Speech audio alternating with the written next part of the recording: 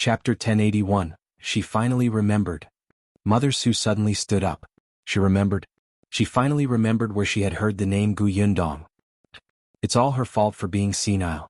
She only remembered now. Mother Su hurriedly went out to chase after her. Unexpectedly, she exerted force and suddenly sprained her ankle. It was so painful that she screamed and hurriedly sat down by the door frame. Then she shouted towards the next door, Xiaoqing, Xiaoqing, are you still there? Boss Gu, are you there?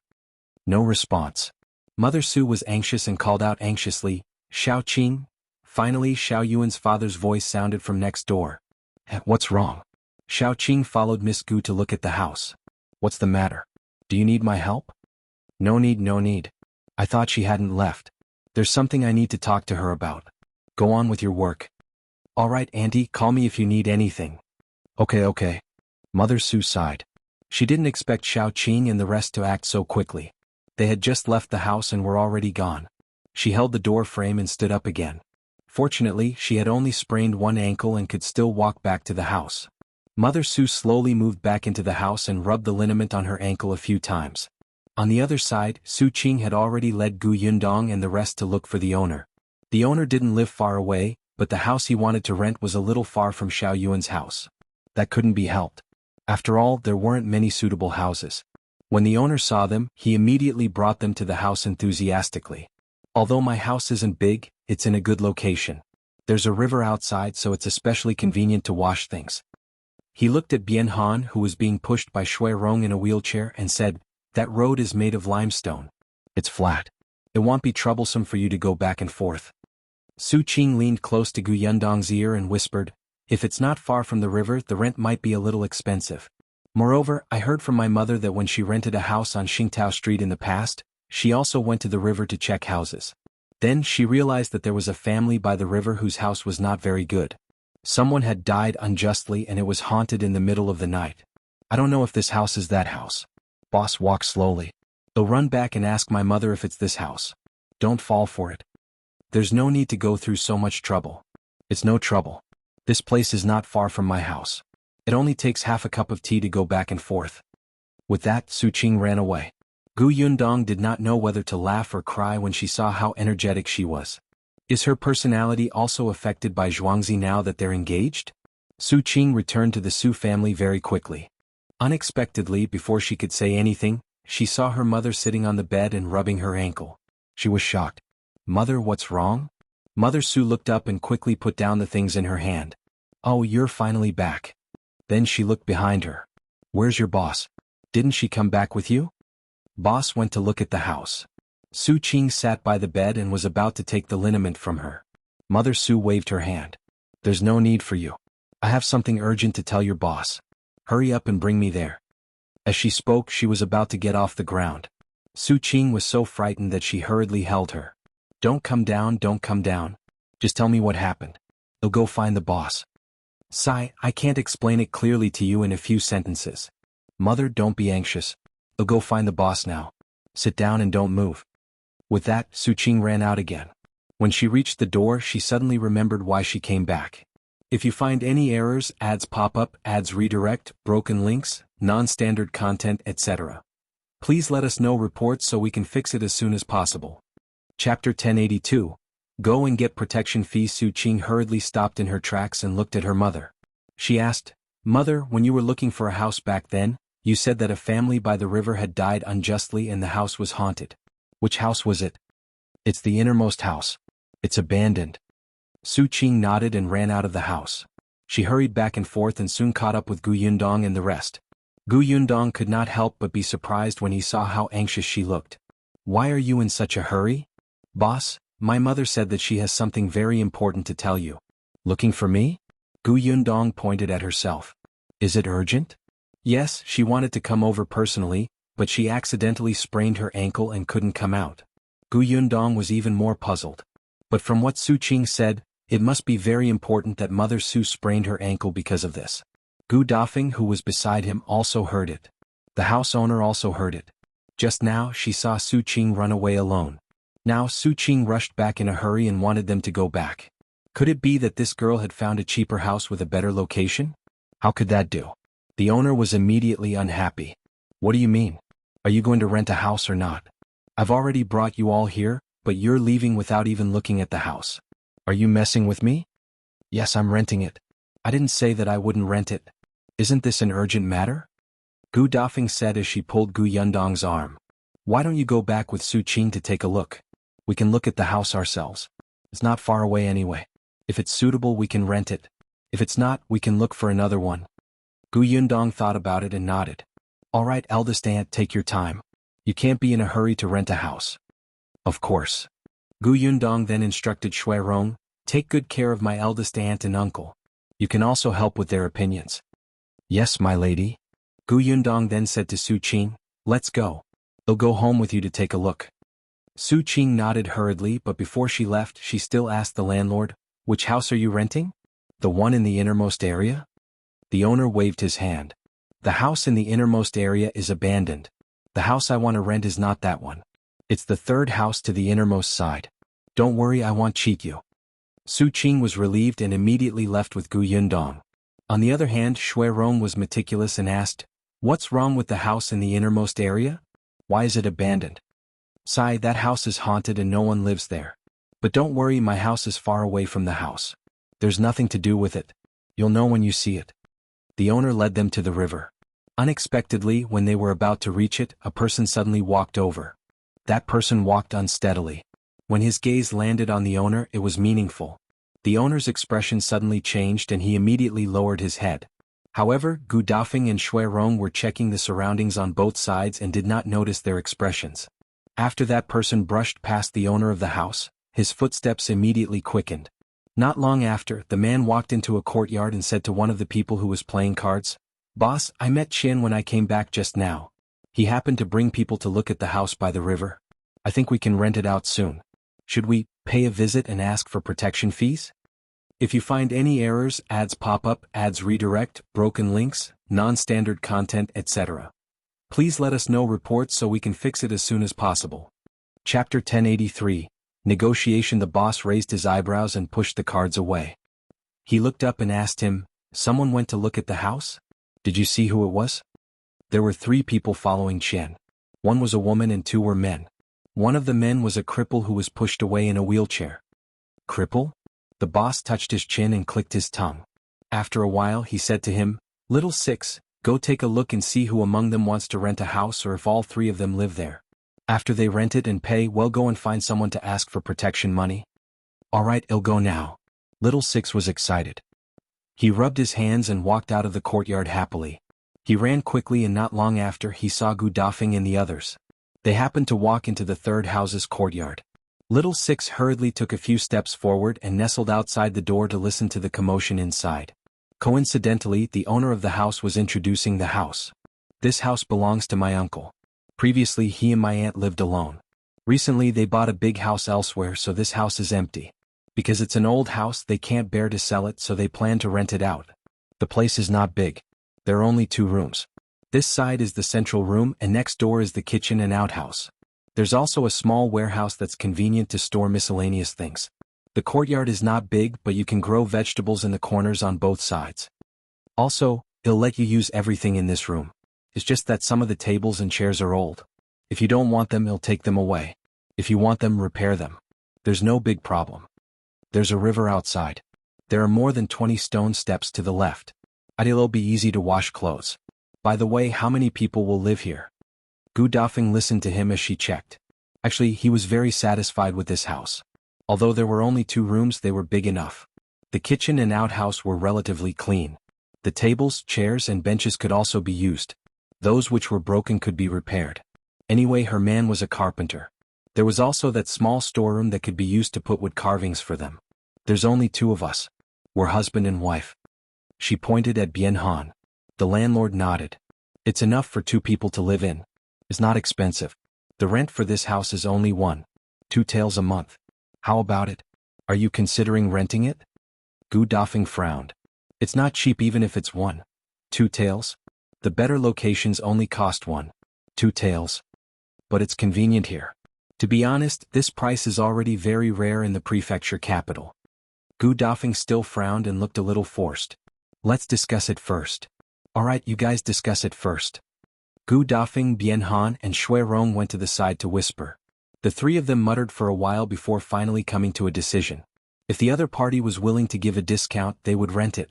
Gu Dafeng bargained with the landlord for a tael of silver a month before renting the house. The owner of the house was also afraid of trouble. He had seen Little Six just now. When Little Six saw him, he smiled slyly. He was probably going to cause trouble, so let the rent be less. Just rent it out first. The two sides quickly finalized all the matters and wrote the lease. The rent here was paid once a month and there was a tael of silver as a deposit. The lease period was at least half a year. After receiving the money, the owner finally heaved a sigh of relief. At the door, Little Six also threw the last peanut in his hand into his mouth and quickly got up to run. If you find any errors, ads pop up, ads redirect, broken links, non-standard content, etc., please let us know reports so we can fix it as soon as possible. Chapter 1084. Do you know Gu Xiaoxi? The owner of the house handed the key to eldest Aunt Gu and left. Gu Dafeng looked at the house that already belonged to her and her heart was suddenly filled with endless vitality. Although they were still renting a house now, she believed that they would be able to buy a house of their own soon. Yundong isn't back yet. Let's clean up the house first and wait for Yundong to come over to take a look. That way we can move in tomorrow.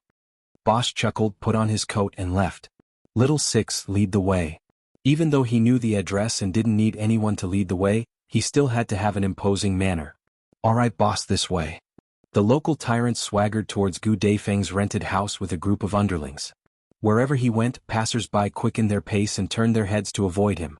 When the gangsters were far away, they shook their heads and whispered, I wonder who's unlucky this time. If Gu Yundong was here, she would definitely recognize this group of people. They were the local tyrants who had received benefits from the Zhou family and wanted to cause trouble for her shop. Unfortunately, she was still at the Su residence. After following Su Qing home in a hurry, Gu Yundong saw Mother Su sitting on the bed, sighing and looking vexed. She and Su Qing looked at each other and quickly went forward to ask, Auntie, I heard from Su Qing that you have something very important to discuss with me? Mother Su looked up and hurriedly said, Yes. I suddenly remembered something. I think I have to tell you as soon as possible. As she spoke, she hurriedly gestured for Gu Yundong to take a seat. Aunt, please speak. Gu Yundong sat down at the side. Seeing this, Su Qing quickly poured 2 cups of hot water for the two of them. As soon as she entered, she heard her mother say, Xiao Qing told me that your family fled from Yongning Prefecture? Bian Han agreed. Alright, I'll see which tables and chairs need to be repaired first. He slowly stood up and inched forward. Bian Han's legs were getting more and more agile. As long as he didn't walk too long and didn't have too much burden on his body, it wouldn't be a problem for him to walk and stop. Seeing this, Shui Rong immediately went into the kitchen and took out a wooden bucket. He'll go to the river and get some water. Alright, go ahead. The three of them quickly got to work. No one knew that Little Six had already excitedly told his boss about the situation here. Boss, should we go now or another day? The local boss stood up and fiddled with it. Let's go now. It's boring. Let's take care of our new neighbors in case they don't know the rules of this street. The lackeys at the side immediately echoed, That's right. How can you not tell us that you're staying at Xingtao Street? Sai, I just lost 50 copper coins to boss. I might be able to make up for it after this trip. Haha, I lost 20 copper coins too. Let's go together. Who knows, it might be a fat sheep. Yes, why? Gu Yundong nodded. Mother Su paused for a moment and said, When I first heard your name, I found it familiar. It seemed like someone had mentioned this name in my ear. I didn't remember it at that time. After all, there were many people with the same name. It was only when I heard that you had also escaped from the Yongning Prefecture that I came back to my senses. Boss Gu, do you know a man called Gu Xiaoxi? With a bang, Gu Yundong suddenly stood up. The stool behind her fell to the ground because of her strength. If you find any errors, ads pop up, ads redirect, broken links, non-standard content, etc., please let us know reports so we can fix it as soon as possible. Chapter 1085. Uncle Gus whereabouts Gu Xiaoxi. Gu Xiaoxi. That was her uncle's name. Gu Yundong's eyes widened. She grabbed Mother Su's hand and asked anxiously, Auntie, you know Gu Xiaoxi? My uncle is called Gu Xiaoxi. He's also from the Yongning Prefecture. He was separated from us when we escaped from the famine. We've been looking for him. As Gu Yundong spoke, she suddenly thought of something and hurriedly took out Gu Xiaoxi's portrait from her space. Auntie, look. Is this the person you saw? Su Qing was surprised. Her boss had really put in a lot of effort to find her family. She even brought a portrait with her. However, Mother Su looked at the portrait and frowned slightly. She shook her head and said, "I don't know." Gu Yundong was stunned. "You don't know?" The Gu Xiaoxi I saw back then was bruised and swollen. He was also very thin, as if he would collapse if the wind blew. He doesn't look like this portrait. Mother Su had seen this portrait before. It was pasted on the notice wall every day, but she had never seen it again after seeing it once. Firstly, she did not know the person on it. Secondly, she was not very literate and did not know what the words on the portrait meant. Therefore, she had never thought that this person might be someone she had seen before. Gu Yundong was enlightened. Yes, the portrait she drew was of her uncle in the old Gu family. He had definitely lost a lot of weight during his escape, but she did not know that his face was still swollen. He must have suffered a lot on the way to escape. Gu Yundong put the portrait aside and asked anxiously, "Aunt, when did you see him? Do you know where he is now?" "I saw him a few days after the city gate opened," Mother Su said. "At that time one of my nieces came to look for me. Gu Xiaoxi came with her, Xiaoni." "Niece? My uncle was with your niece?"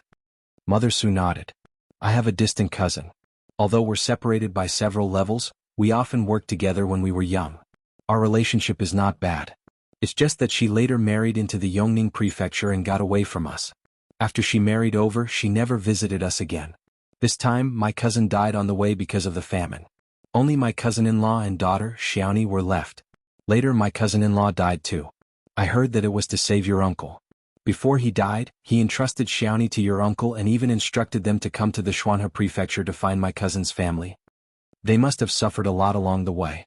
When they arrived at the Xuanhe prefecture, they were penniless and had been hungry for a few days. Fortunately, someone fed them porridge at the city gate at that time, so they survived. When the door of the new emperor's prefecture opened, Xiaoni and your uncle entered the city gate and found my house. It should be the address my cousin gave Xiaoni.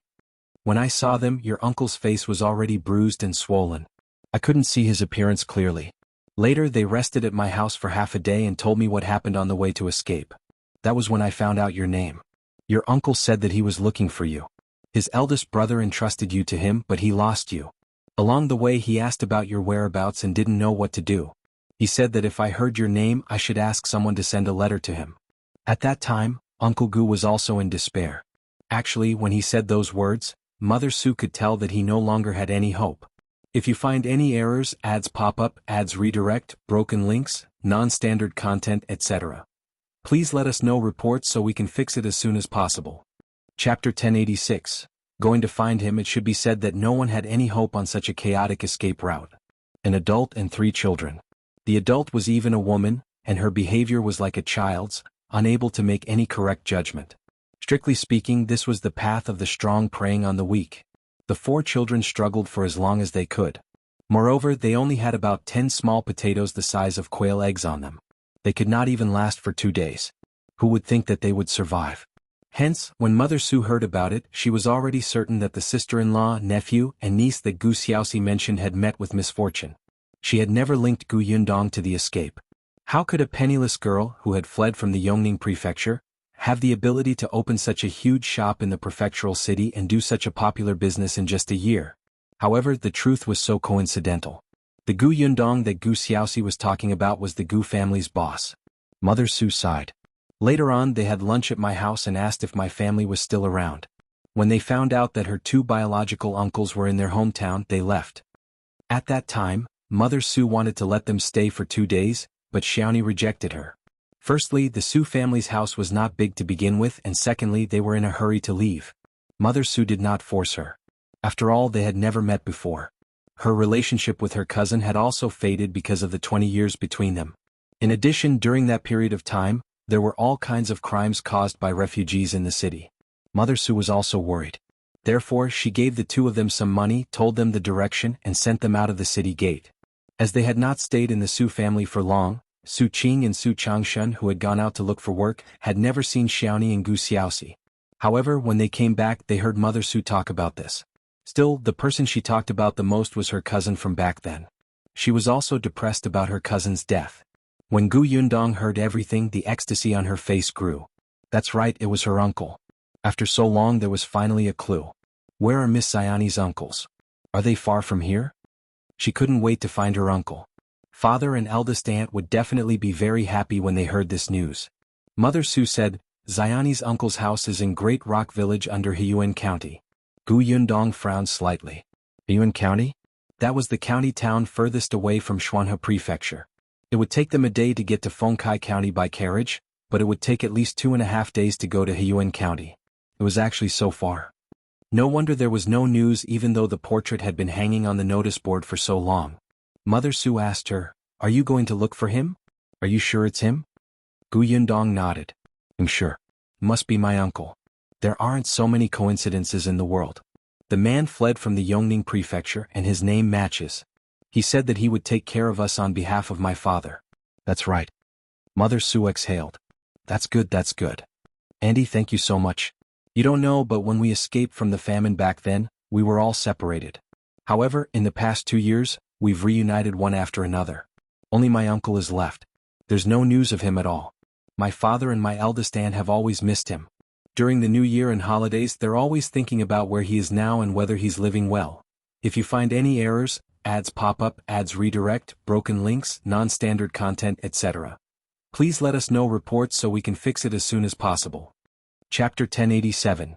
Coming to the door, Mother Su waved her hand and sighed. Boss Gu, don't say that. It's my fault for having a bad memory. If I had remembered earlier, you would have found him long ago. No, I'm already very grateful that you told me. If not for Auntie, we might not have been able to find him. Gu Yundong was really grateful to her.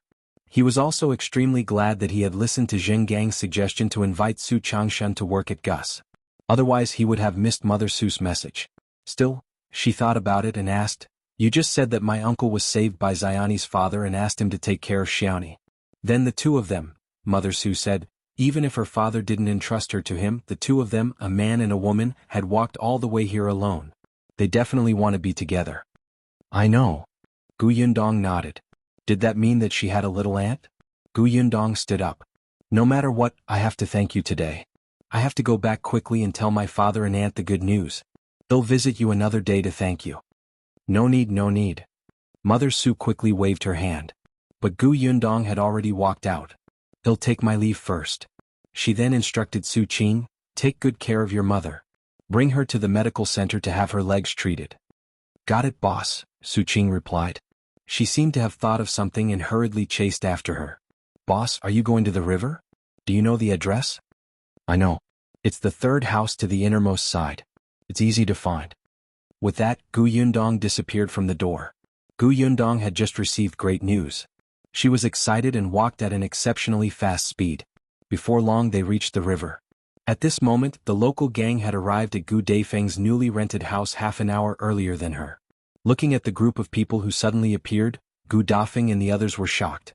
She subconsciously stood beside Bian Han. Shui Rong had been in a rich family for many years, so he knew how to read people's expressions. One look at this group of people and he knew that they definitely did not come with good intentions. He pushed the wheelchair over and let Bian Han sit down first in case there was a conflict later and they accidentally pushed him over. Then he slowly grabbed the broom in the corner and asked the group of people in front of him coldly, "Who are you? What are you doing here?"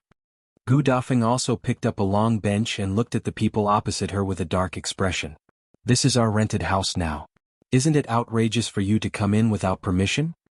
When the local boss saw their posture, he glanced at the cripple in the wheelchair and immediately laughed. "Don't be agitated, don't be agitated. Of course we know that this is the house you rented and it's just rented. The monthly rent is 1 tael of silver. It's quite cheap, right?" Gu Dafeng frowned and looked at them. She suddenly understood. "Are you the local tyrants of Xingtao Street?" Yes, he had long heard that there was a gang of local tyrants on this street. The boss raised his eyebrows. "Oh, you've heard of us? That makes things easier." With a wave of his hand, a lackey brought a stool and placed it behind him. Boss sat down leisurely. "As for me, I won't waste my breath. Do you know why your rent is so cheap?" "Is it because of you?" "That's right, it's because of me. All the neighbors who live here know that this area is not safe. We often encounter theft. We are here to prevent such things from happening. If you find any errors, ads pop up, ads redirect, broken links, non-standard content, etc., please let us know reports so we can fix it as soon as possible." Chapter 1088. Were reasonable people. Gu Dafeng and Shui Rong looked at each other and gripped the things in their hands even tighter. She turned around and said to Bian Han, "Stay further away later in case I hurt you." Bian Han also knew his own situation. Now was not the time to show off, so he nodded and whispered, "Be careful and try to stall for time until Yundong comes. Didn't they say that the local tyrant here is afraid of her? Let's use Yundong's name to scare them." Gu Dafeng thought for a moment. "But I don't think they're very smart. I'm afraid they won't believe me." As they spoke, the local boss was already impatient. "What? What are you discussing? Let me tell you, it's useless no matter what you say. Anyway, you have to pay the protection fees. Don't say that you have a backer. If you have a backer, you won't come to Xingtao Street to rent a house. You won't have to bargain with the owner for just 0.2 taels of silver." Gu Dafeng, who was about to say that she had a backer, was speechless. "How could I accept this? Can't I rely on myself and be thrifty?" The boss continued, "I don't want much either. How about 1 tael of silver a month?" Gu Dafeng gasped. 1 tael of silver? Why don't you rob? Their rent was only 1 tael of silver, okay? We're all reasonable people. Why would we rob? That's the work of bandits. Don't say that I tricked you. You can ask around. The rent in the nearby streets and alleys is more than 2 taels of silver. This is the prefectural city. This Xingtao Street is not remote. The owner rented it for 1 tael of silver to you because he knew that you had to give us another tael of silver to protect you, right? Little Six and the other lackeys cheered from behind. "Yes, boss is right. If you don't believe me, you can ask the people nearby if we're doing a good deed." Gu Dafeng and the other two were speechless. However, at this moment, a neighbor who was watching the commotion outside said, Yes, just give it to him. He'll be at peace after giving it to you. If you don't give it to me, you'll lose things in the future. Your things will also break. You rented this house for 1 tael of silver? That's really a huge bargain. It's reasonable to give 1 tael of silver to buy peace." Gu Dafeng and the other two were so angry that they almost fell to the ground. What kind of bargain was this? What did he mean by taking advantage? He actually believed the words of a local bully. He was simply crazy. Of course, there were also different voices. "You can't say that. This courtyard is not big. 1 tael of silver is not a small amount. If you give them another tael, they will lose." Before he could finish speaking, a few local tyrants turned their heads in unison and sneered at him. The person who spoke turned pale. He quickly lowered his head and silently dodged to the back. There were also others who agreed with this point of view. At this moment, they did not dare to speak. These local tyrants said that they had collected protection money to protect them, but in fact they had not done anything at all. They just did not steal. They did whatever they wanted. If someone accidentally bumped into them on the way, they would still beat them up. The boss finally lost his patience. He suddenly stood up and kicked the chair behind him away. He said to Gu Dafeng and the others, "Hurry up. I still have to go back and push the carts. If you waste my time again, do you believe that I won't be able to sleep peacefully in the future? If you find any errors, ads pop up, ads redirect, broken links, non-standard content, etc., please let us know reports so we can fix it as soon as possible." Chapter 1089, Gu Yundong is your niece? Gu Yundong had just walked to the door when she heard this familiar and arrogant voice. She frowned slightly and looked up at the people outside the third house. After taking a few steps forward, Gu Yundong pushed aside the crowd of onlookers and immediately saw a group of familiar local tyrants. The corners of her mouth twitched. As expected of the local tyrants of Xingtao Street. She had just arrived at this unfamiliar place, but he was already here to extort money. Gu Dafeng, who was in the courtyard, had yet to see her. Her temper was not weak to begin with. When she heard the threat of this local tyrant, she immediately placed the bench in front of her chest and said angrily, "You're quite capable. How are you going to make us not sleep peacefully? Do you know who I am? How dare you say this in front of me?" Gu Yundong looked at Gu Dafeng in surprise and silently applauded her in his heart.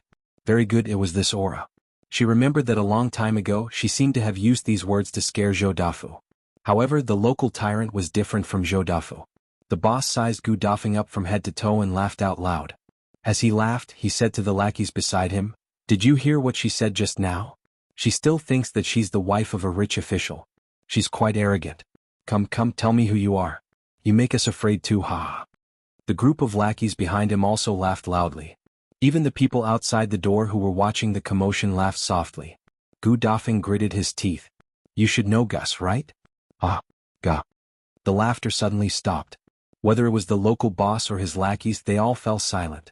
Gu Dafeng secretly heaved a sigh of relief. It seemed that they were indeed afraid of Yundong.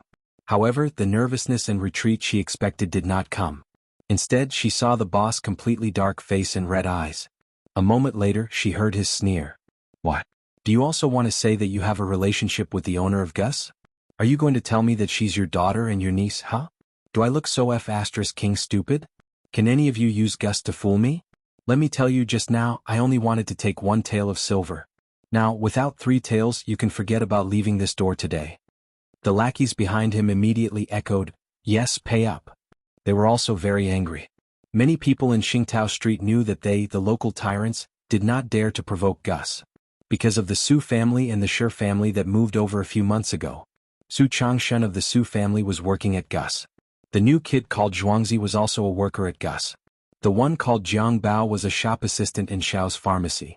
The local tyrants had suffered at the hands of Gu Yundong and Xiao Qingyuan, so they naturally did not dare to provoke their employees. Therefore, when they collected protection fees, they basically bypassed the 2 families. Even their neighbors were safe because of them.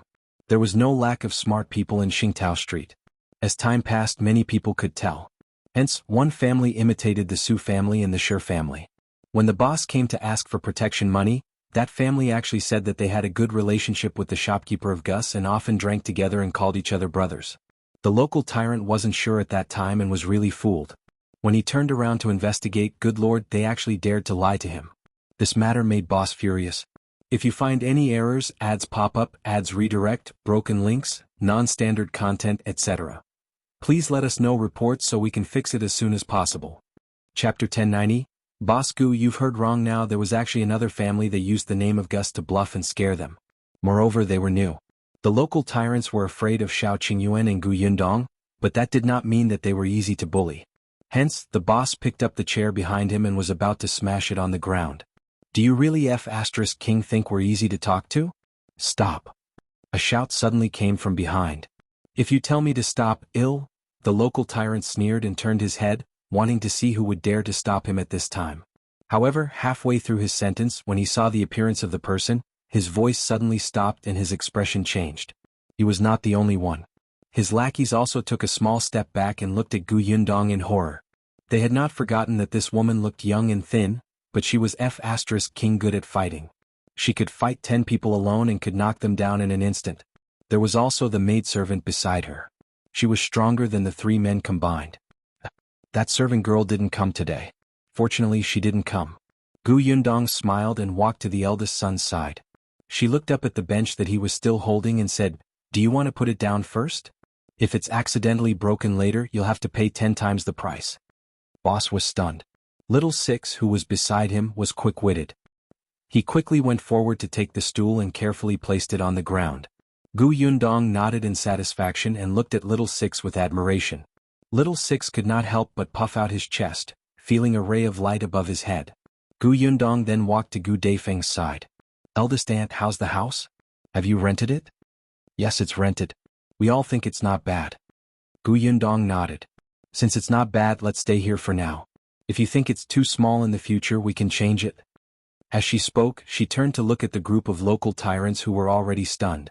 What did they just hear? Eldest aunt? Gus boss called this woman eldest aunt? The lackeys looked at their boss silently. Their boss was so amazing. He could even guess this. The boss, however, felt bitter. He had just said it casually, but who knew that his words would come true? Gu Yundong was really her niece. Was there something wrong? Her niece's family was so rich. Why did they come to Qingtao Street to rent a house? Was there water in their brains? The group of people was so shocked that they couldn't recover. It was Gu Yundong's voice that pulled them back. "I heard you say just now that you want to make my eldest aunt suffer?" "No. Absolutely not. You heard wrongly." The boss immediately shook his head as if he was about to throw his head off. The other lackeys shook even more fiercely. The onlookers outside the door were shocked. Did these people have any integrity? They actually denied it so quickly and thoroughly. Who was this young lady?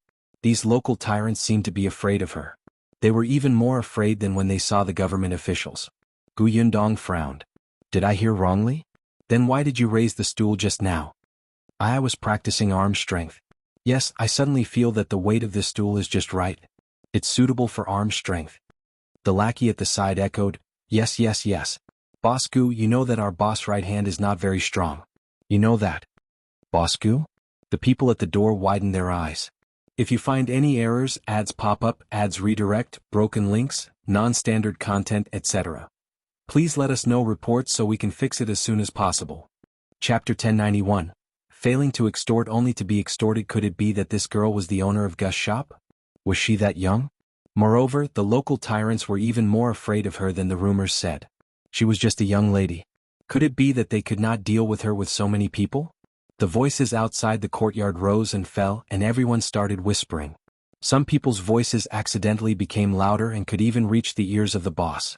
The boss snorted coldly in his heart. What did you people know? Although this girl looked young, she was very sinister. Not to mention how many times they had been beaten up. Just on the day of her shop's opening, she had deliberately lured old Master Zhou over and cheated him of so much money. It could be seen that this person was not easy to deal with. Moreover, she was not only the shopkeeper of Gus. She was also the fiancée of Boss Xiao, who had gone to the capital to meet the emperor and treat the prince. She was also the owner of the new tea pavilion shop with the wife of the prefecture magistrate, the eldest daughter of the Nye family. They only dared to provoke such a person because they were tired of living, okay? Yundong almost burst out laughing when she heard their reason. She restrained her expression and looked at their sincere eyes. She lowered her eyes and thought for a moment before saying, "So this stool is so important to you? In that case, take it away." All right. The boss hurriedly agreed. Unexpectedly, Yundong said awkwardly, "But if you take this stool away, we'll lose one. What if the rest are not enough? We still have to buy it again. I wonder if the stool is cheap." The boss suddenly felt enlightened and immediately felt bitter in his heart. He said with a sullen face, "How can I let Boss Gu give it to me for free? Wouldn't that make me look bad? How about this? I'll buy this stool, okay? One, he gritted his teeth. How about one tael of silver? Hey, you're too polite. It's just a lousy stool. Why would I need a tael of silver? If I accept it, will others think that I'm bullying you?" No. The boss hurriedly shook his head. As the old saying goes, the best things cannot be bought with money. Who asked this stool to be suitable for me? I insisted on buying it. Boss Gu didn't bully me at all. He'll be angry with whoever says that. Yundong shook her head and sighed. In that case, I'll reluctantly accept it. She spread out her fair right hand with an innocent expression on her face. The boss was heartbroken. His hands trembled as he took out a tael of silver from his waist and placed it in her hand with difficulty. "Boss Gu, our deal is done. I'll go back first?" "All right, you can go back. Hey, remember, this is my eldest aunt and uncle. Since you both live on the same street, please help take care of them in the future." Definitely. The lackeys behind him also promised sincerely. Then the group of people began to rush out of the courtyard. They did not even look back, as if they were afraid that someone would chase after them. After walking for a long time, the boss hit Little Six hard. "You son of a b****, next time find out more information before you come. Something like this happens again, I'll kick you into the river and drown you. Do you believe me?" With that, he stuffed the stool in his hand into Little Sx's arms and strode away. Yundong, who was in the courtyard, threw away the silver in his hand and turned to hand it to Gu Dafeng. "Eldest aunt, keep it well and buy a better stool. If you find any errors, ads pop up, ads redirect, broken links, non-standard content, etc. Please let us know reports so we can fix it as soon as possible." Chapter 1092. Eldest aunt, uncle has been found. Gu Dafeng didn't decline. She put down the stool in her hand and said with a smile, "Fortunately, you came early. These local tyrants are too evil. Come, let me show you our new rented house." As she spoke, she wanted to pull Yundong inside. Unexpectedly, just as she moved her feet, Yundong pulled her back. "Eldest aunt, there's no hurry to look at the house. I have good news for you." She had a happy and excited smile on her face, and she almost lost control of her grip on Gu Dafeng. Gu Dafeng was a little surprised to see his niece lose control. "What good news makes you happy?" "I have news of youngest uncle." Yundong laughed and dropped a bomb. This news shocked Gu Dafeng so much that her eyes widened in shock. Even Shui Rong, who was about to close the courtyard door, stopped in surprise. Bian Han stood up immediately, his face full of excitement. After a while, Gu Dafeng came back to her senses. After confirming that she hadn't heard wrongly, she immediately asked anxiously, "What did you say?" There's news of your uncle." "Really?" "It's true. I know where he lives. Let's go home first and tell my father the good news. Then we'll bring uncle back to reunite with his family." Gu Dafeng nodded repeatedly. Yes. Let's go back first." She could not be bothered to ask about Gu Xiaoxi's current situation and where Gu Yundong had gotten the news. All these were no longer important. Anyway, she had news of her younger brother and they would be able to meet soon. That was enough. Gu Dafeng turned around and pushed Bianhan's wheelchair, asking him to sit down quickly and go home first. However, when they reached the door, they realized that the people who had been watching the commotion had not left. They looked at this group of people curiously. Most of their gazes were focused on Gu Yundong. They were both curious and nervous about this little girl. However, they were different from those local tyrants. Without experiencing Gu Yundong's methods, they were not scared. Shui Rong frowned and said to the onlookers, make way first. We're going out.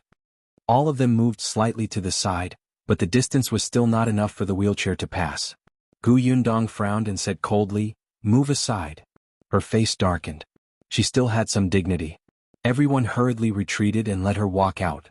Shui Rong locked the door and the group left in a hurry. Gu Yundong turned to look at these people and secretly shook her head. She had heard many onlookers persuade Gu Dafeng to pay the protection fee. The local tyrant of Xingtao Street was also a rare feature of this place. Gu Yundong had asked around before. Why didn't the bailiffs come to deal with this group of people? It couldn't be that no one reported it to the authorities, right? Of course there were people who reported it, but not many. Some bailiffs came to catch the local tyrants a few times, but they were quickly released. The reason was that the people in Xingtao Street were not united.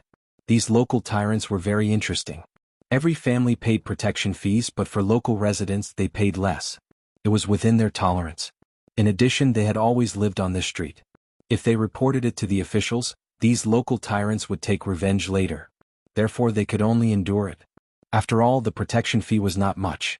However, for outsiders who came to Xingtao Street to rent a house, the protection fee was much higher. For example, Eldest Aunt Gus' rent was 1 tael of silver. The gangsters would ask them to replenish the rest according to the market price. If you find any errors, ads pop up, ads redirect, broken links, non-standard content, etc., please let us know reports so we can fix it as soon as possible. Chapter 1093, Go find Uncle now. Look, it was also within everyone's tolerance. Otherwise, if you don't want to rent here, go somewhere else. The rent is still so much or even more. The local residents would even help persuade those who did not pay protection fees. After all, they had already paid. Why should these foreigners not pay?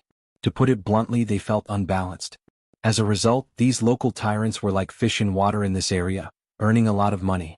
Of course, there were also those with a strong temper. If the local tyrants could provoke such people, they would. If they couldn't, they would pretend not to see them. Gu Yundong felt that these people were both smart and stupid. However, these were the survival methods of this street. She could not care less.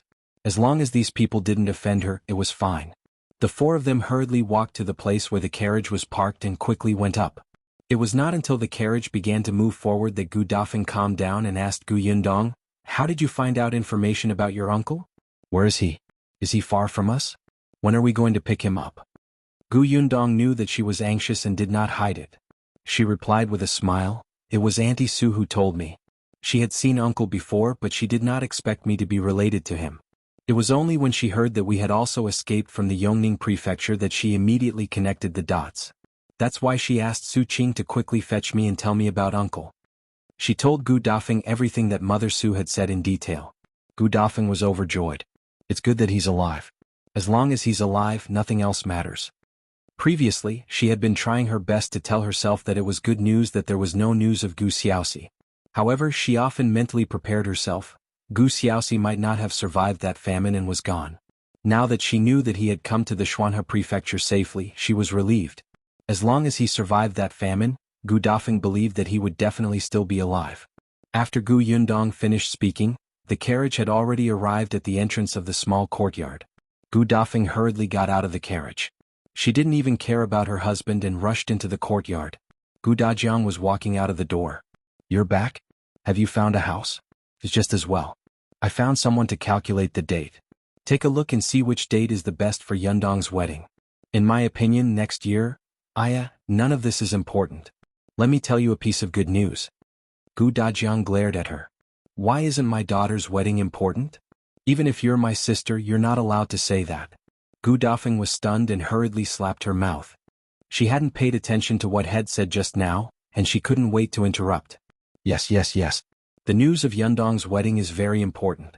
However, we have to discuss this matter slowly and ask for the couple's opinion. There's still a piece of joyous news I want to tell you. There's news about Xiaoxi. Gu Dajiang froze. You just said. Gu Dafeng nodded repeatedly and pulled him into the central room.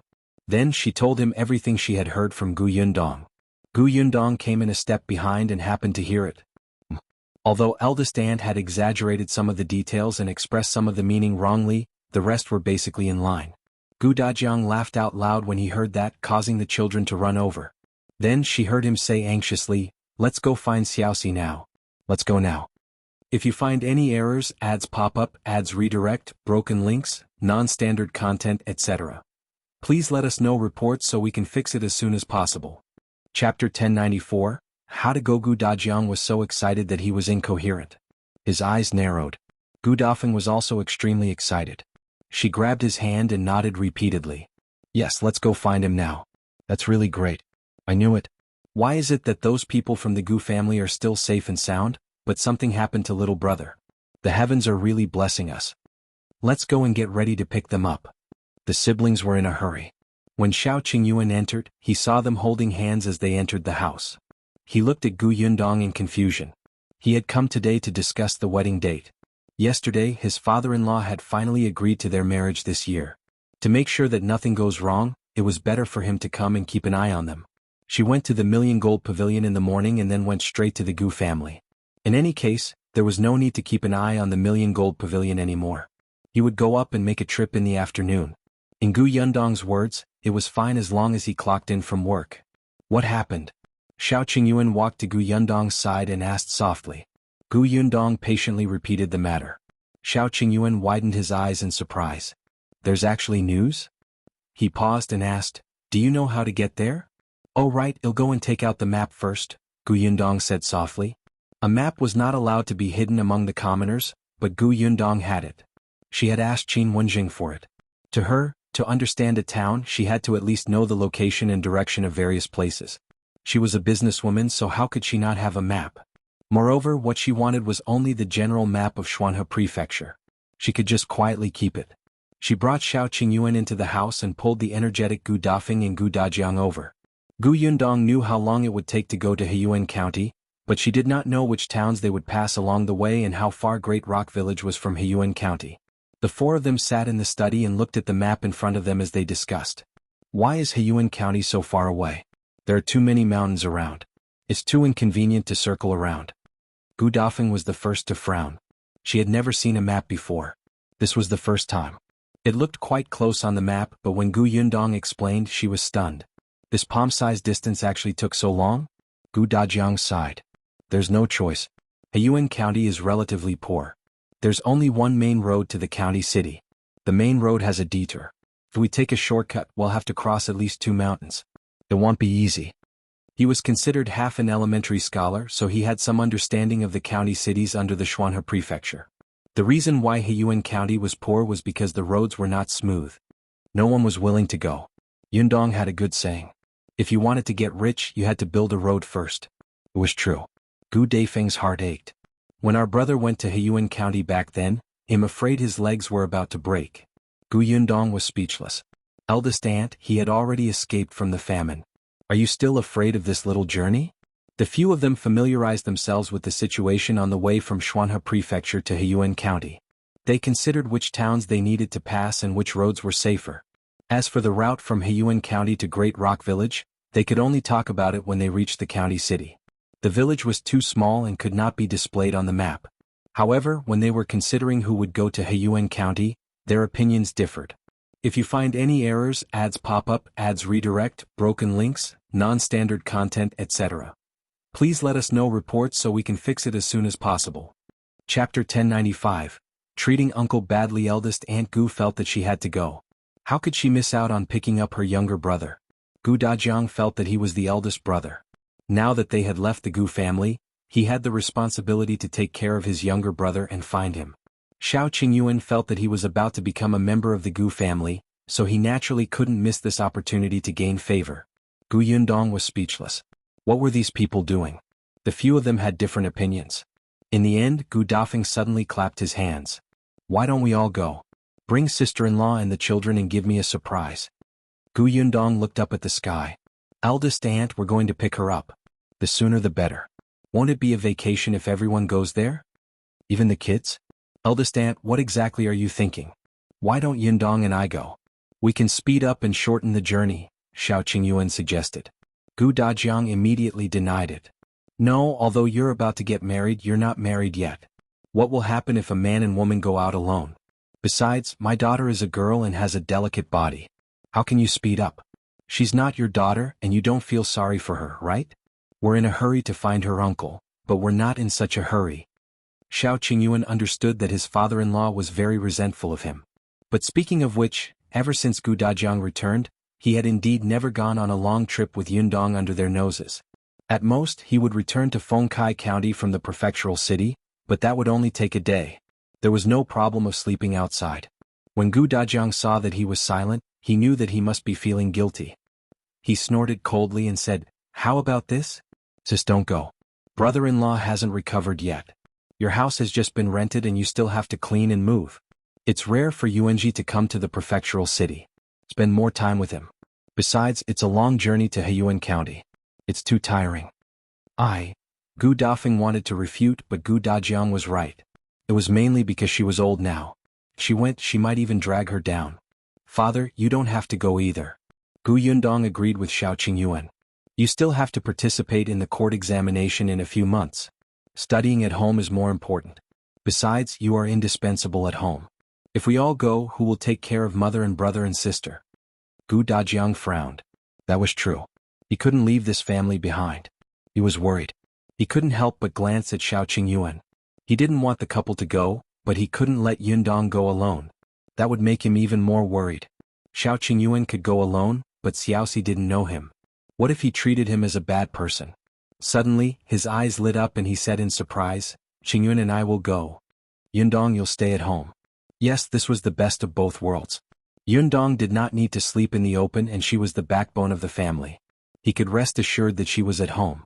Xiaoqingyuan was speechless. "No, I refuse." It was obvious what kind of hell it would be when he went out with his father-in-law. He thought quickly. After a moment, he frowned and said with a troubled expression, "I'm fine with it, but what? Could it be that this guy would suffer if he went with Gu Dajiang?" Gu Dajiang was a preparation scholar with arms and legs. He was very strong and didn't need him to serve him. What was there to be unhappy about? "But I don't think it's good for uncle." Gu Dajiang frowned. "What do you mean?"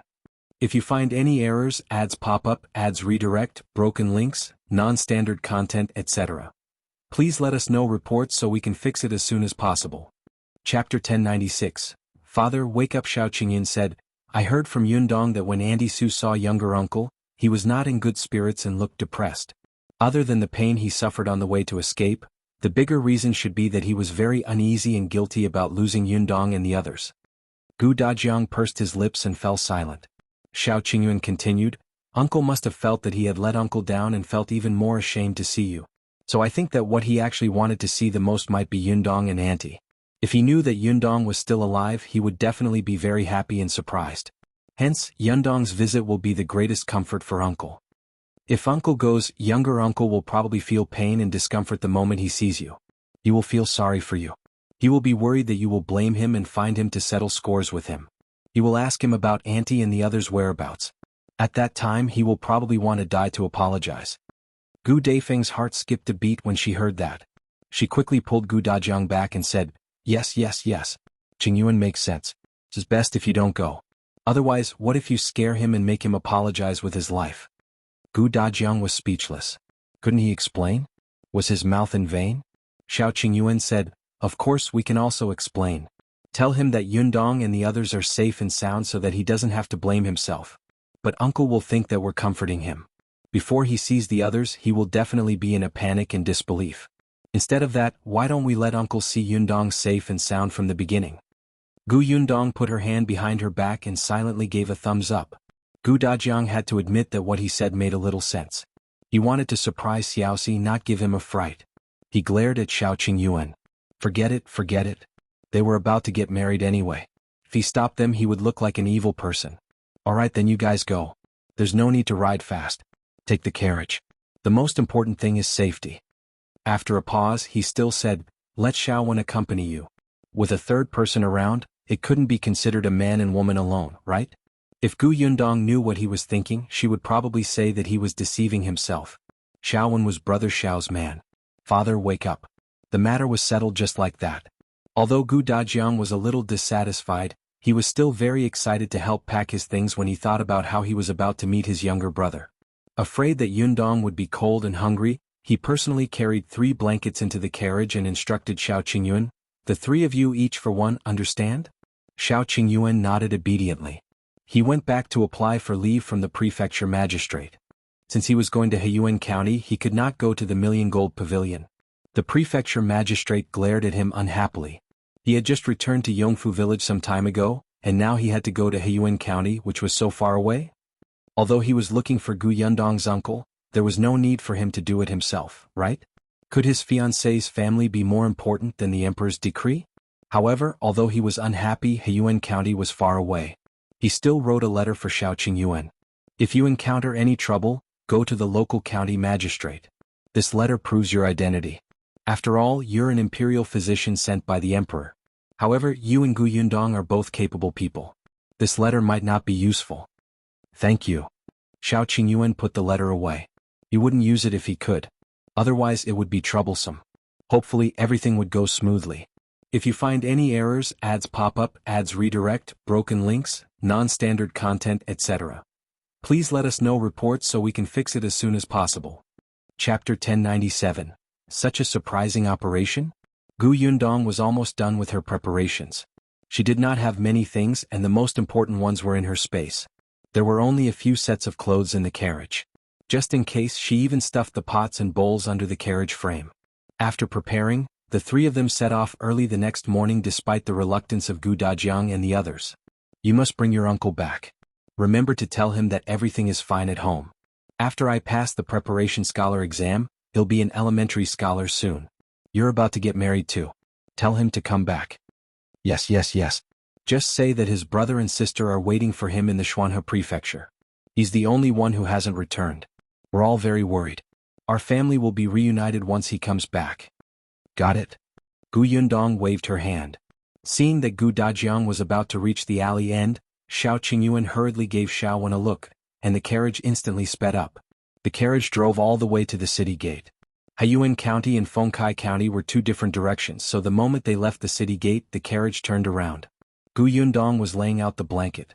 She planned to find a comfortable position for herself to lean against and rest. The carriage suddenly came to a stop. Gu Yundong was stunned. "What's wrong?" "I have something to tell you," Xiao Qingyuan said as he reached out and pulled a bag over. Gu Yundong recognized that it was Xiaowen's bag. She was stunned and blinked in confusion. Xiao Qingyuan had already pulled open the curtain and said to Xiaowen, who had jumped out of the carriage, "Stay in the manor for a few days. Help me see how the fruits and herbs are growing. I'll give you a few days off. Don't return to the city yet." "I know. Have a safe trip, young master." Gu Yundong? Gu Yundong? She was stunned. There was actually such a thing? "Father, didn't I tell you to wake up? What's the use of letting Xiaowen follow you?" Xiaowen took the bag and waved at Gu Yundong. "Then he'll leave first. Be careful, young master in Mississippi." Gu Yundong watched helplessly as he approached the manor outside the city. She turned to look at Xiao Qingyuan in a daze. After a moment of silence, she nodded. "Impressive." Xiao Qingyuan turned around and said with a serious expression, "In doing this for everyone's sake. You've seen the map. If there's no coincidence along the way, we might have to sleep in the wilderness. We only have this carriage. If Xiaowen is around, the carriage won't be enough for us to sleep." The corners of Gu Yundong's mouth twitched. "I don't believe you." She reached out and pushed him out. All right. Since he's already gone, I won't pull him back. Then hurry up and ride. He'll rest for a while." "Yes, whatever my wife says." Xiao Qingyuan obediently sat on the shaft of the carriage, and the carriage started moving again. Gu Yundong shrank back into the carriage and covered her face with her hands. "Bastard, what wife? We're not married yet, so why are you shouting?" He knew that now that there were only the 2 of them left, he would start to be indecent. However, to be honest, with just the 2 of them around, it was indeed much more relaxed. Xiao Qingyuan must have gotten some benefits last time. At that time he had brought Dai Wenhua into the mountains. In the end, when they returned, Dai Wenhua and the other 2 had left first, leaving the 2 of them to return to the county city slowly. Xiao Qingyuan was visibly happy and excited along the way. Now, he was taking drastic measures. He was amazing. However, what was even more impressive was that Xiao Qingyuan's words made sense. If you find any errors, ads pop up, ads redirect, broken links, non-standard content, etc., please let us know reports so we can fix it as soon as possible. Chapter 1098. Meeting Gao Feng again. Sure enough, Gu Yundong and Xiao Qingyuan did not make it to the village. At night, they slept in the wilderness. Fortunately, both of them were experienced. They found a refreshing river and stopped the carriage. The sky was not completely dark yet. Xiao Qingyuan took a look, picked up the bow and arrow hanging behind the car and said, "He'll go to the forest over there to see if there's anything to eat. If anything happens, just shout." "Okay, go ahead." Gu Yundong waved her hand to reassure him. Xiao Qingyuan first picked up some dry branches nearby, then took the precious bow and arrow she had given him into the forest. Gu Yundong took out the pot under the carriage and used the stones by the river to build a small platform. Then he washed the pot. First he lit a fire and boiled water. Then he stared at the river. After staring at it for a long time, he felt a little regretful. The water here was too shallow. There were only small fish swimming around. The largest was only the length of a finger. It was not even enough to fill the gaps between his teeth. She sighed and gave up. Not long after, Xiao Qingyuan returned with a wild rabbit in his hand. However, Gu Yundong's sharp eyes saw that his sleeve had been cut. Moreover, the opening was neat and did not look like it was hooked by a tree branch. She stood up abruptly. "What happened? Did someone cause you trouble?" "It's nothing. It's just a misunderstanding. When I shot this rabbit just now, someone happened to flash past and the arrow almost hit him. That person thought that I wanted to kill him, so he came over with his sword and fought with me. Don't worry, I explained it very quickly. Look, I'm not injured." Although he said that he was not injured, Gu Yundong was still worried. She pulled him around 2 or 3 times before confirming that he was indeed safe and sound. However, her brows were still furrowed. Why is that person so impulsive? What's his name? The next time I meet him, I'll definitely settle scores with him. His name is Gao Feng. He was just in a hurry. We had a good chat. Gao Feng? Gu Yundong was suddenly stunned. She thought for a moment and asked him, "You said that the person's name is Gao Feng? Is he tall and big with thick eyebrows and big eyes? Does he look very difficult to get along with? Is his mouth a little thin and the sword sheath in his hand white?" Xiao Qingyuan was surprised. "You know him? He's indeed like that." Gu Yundong felt that this was really fate. "I do know them. When I was escaping from the famine, I met 2 animals who committed inhuman crimes. I thought they were going to harm my younger siblings and wanted to get rid of them. I didn't expect them to take a fancy to Gao Feng and the others. At that time we worked together to get rid of those 2 people. Ansong Dejiang is also familiar with Gao Feng. In fact, Gu Yundong rarely talked about her escape, but Xiao Qingyuan knew that it must have been an extremely difficult and heartbreaking journey. He wanted to know, but he didn't want her to remember these bad things, so he never asked. Only now did she understand that Gao Feng actually had such a relationship with her. He even gave Yundong and his family a bag of dry food. "In that case, he has done you a favor. If I had known earlier, I would have given this rabbit to him as a repayment." Gu Yundong had a strange look on his face. Was there a favor? Yes, there should be. She coughed lightly and quickly changed the topic. "He looks quite vigilant. I didn't expect you to hit it off at first sight. He even told you his name. Did he say where he was going?" "He said he's going to the Xuanhe prefecture to look for someone." Looking for someone? Gu Yundong remembered that Song Dejiang had also mentioned that Gao Feng seemed to be looking for someone in a hurry. How long had it been? He still hadn't found the target? The person he was looking for was too well hidden. If you find any errors, ads pop up, ads redirect, broken links, non-standard content, etc., please let us know reports so we can fix it as soon as possible. Chapter 1099. Arriving at Heyuan County, Gu Yundong thought that this person should be very important to Gao Feng. Unfortunately, in this era where communication was inconvenient, it was too difficult to find someone. Fortunately, the people she was looking for already had clues. Xiao Qingyuan cooked the rabbit before the 2 of them finished eating and fell asleep. They were in the suburbs after all. Gu Yundong slept in the carriage while Xiao Qingyuan kept watch outside. The next day he entered the carriage to rest while Gu Yundong rode. 2 days later, the 2 of them finally arrived at Heyuan County. Heyuan County was too far from the prefectural city. Although it was lively during the day, it was still much behind Fengkai County. The houses on both sides of the road were very old, and there were many beggars on the street. All of them were staring at them eagerly. Gu Yundong and Xiaoxi were expressionless and looked straight ahead.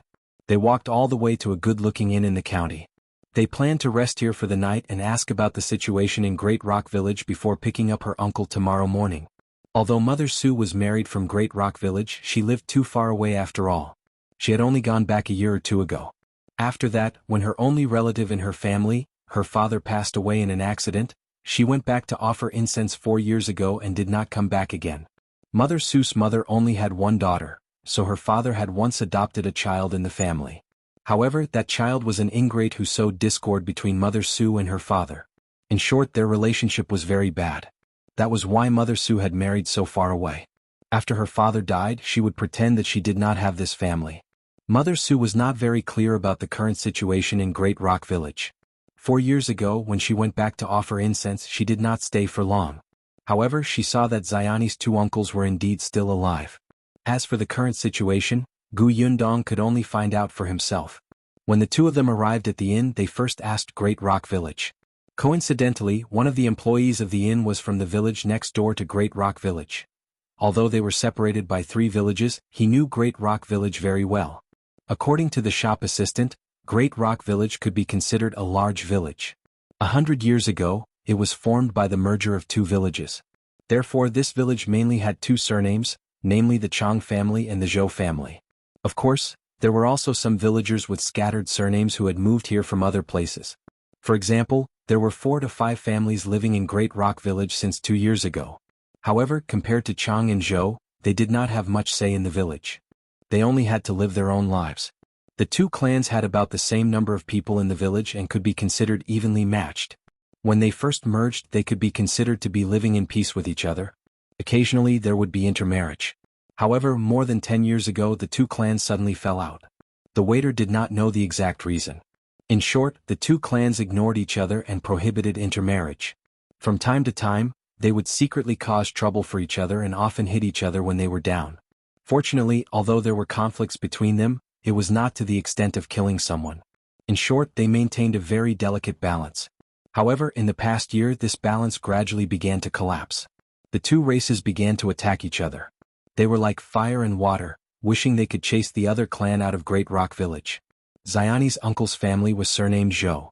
If you find any errors, ads pop up, ads redirect, broken links, non-standard content, etc., please let us know reports so we can fix it as soon as possible. Chapter 1100, Strange Great Rock Village. Gu Yundong could not help but frown when she heard the news. Gu Yundong did not know how her uncle was doing in Great Rock Village. Heyuan County was too far away, and her uncle did not even have any relatives. Especially in a situation where half the village was filled with people of the same clan, it was very easy for him to be wronged. When the time came, he would not even have anyone to talk to. Just look at Gu village back then. Her father could not even split up the family. Especially since uncle was an outsider to them. Most importantly, the Chang clan and the Zhou clan had a bad relationship now. What if uncle was implicated in the future? Therefore, Gu Yundong wanted to move youngest Uncle Gus' household register to Yongfu village. However, she did not know who the chief of Great Rock Village was, whether it was the Chang family or the Zhou family. Would they make things difficult for them?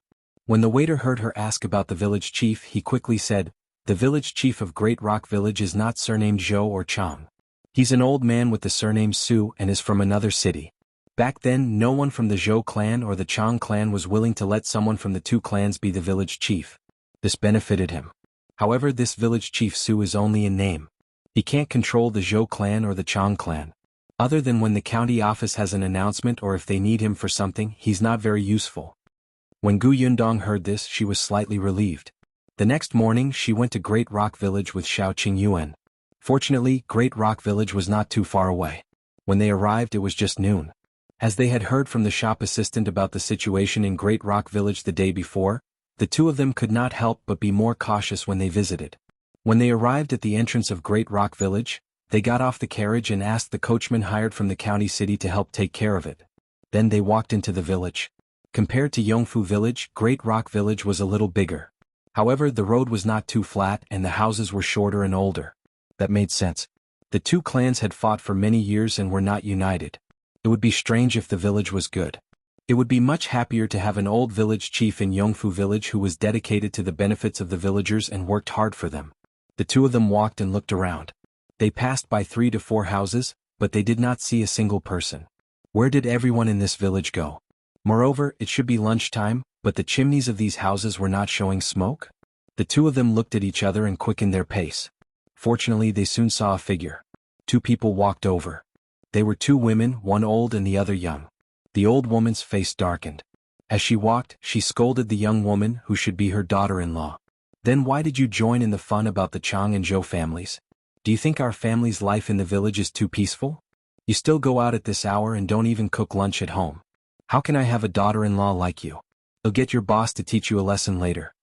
The young wife looked aggrieved. She lowered her head and quickened her pace. Soon she ran into a courtyard. Seeing that the old woman was about to enter, Yundong hurriedly took a few steps forward and asked, "Aunt, may I ask how to get to Zhou Jinggui's house?" Zhou Jinggui was the uncle of Xiaoni that Mother Su had mentioned. He should be the head of the family now. The old woman stopped in her tracks and looked up at Yundong and his wife in surprise. "Who are you? We heard that Zhou Jinggui is familiar with the mountain roads. My husband wants to go into the mountains to hunt, so we want to hire him to lead the way for us and ask some questions. Please point us in the right direction. If you find any errors, ads pop up, ads redirect, broken links, non-standard content, etc. Please let us know reports so we can fix it as soon as possible." Chapter 11:01. Something big happened. For the sake of caution, they had thought of an excuse to look for Zhou Jinggui first, so Heyuan also carried a bow and arrow on his back. However, the old woman frowned as if she didn't want to get into trouble. Seeing this, Yundong quickly took more than 10 copper coins and stuffed them into her hands. "Aunt, help me." The old woman's expression changed. She put away the copper coins and turned to lead them into the village.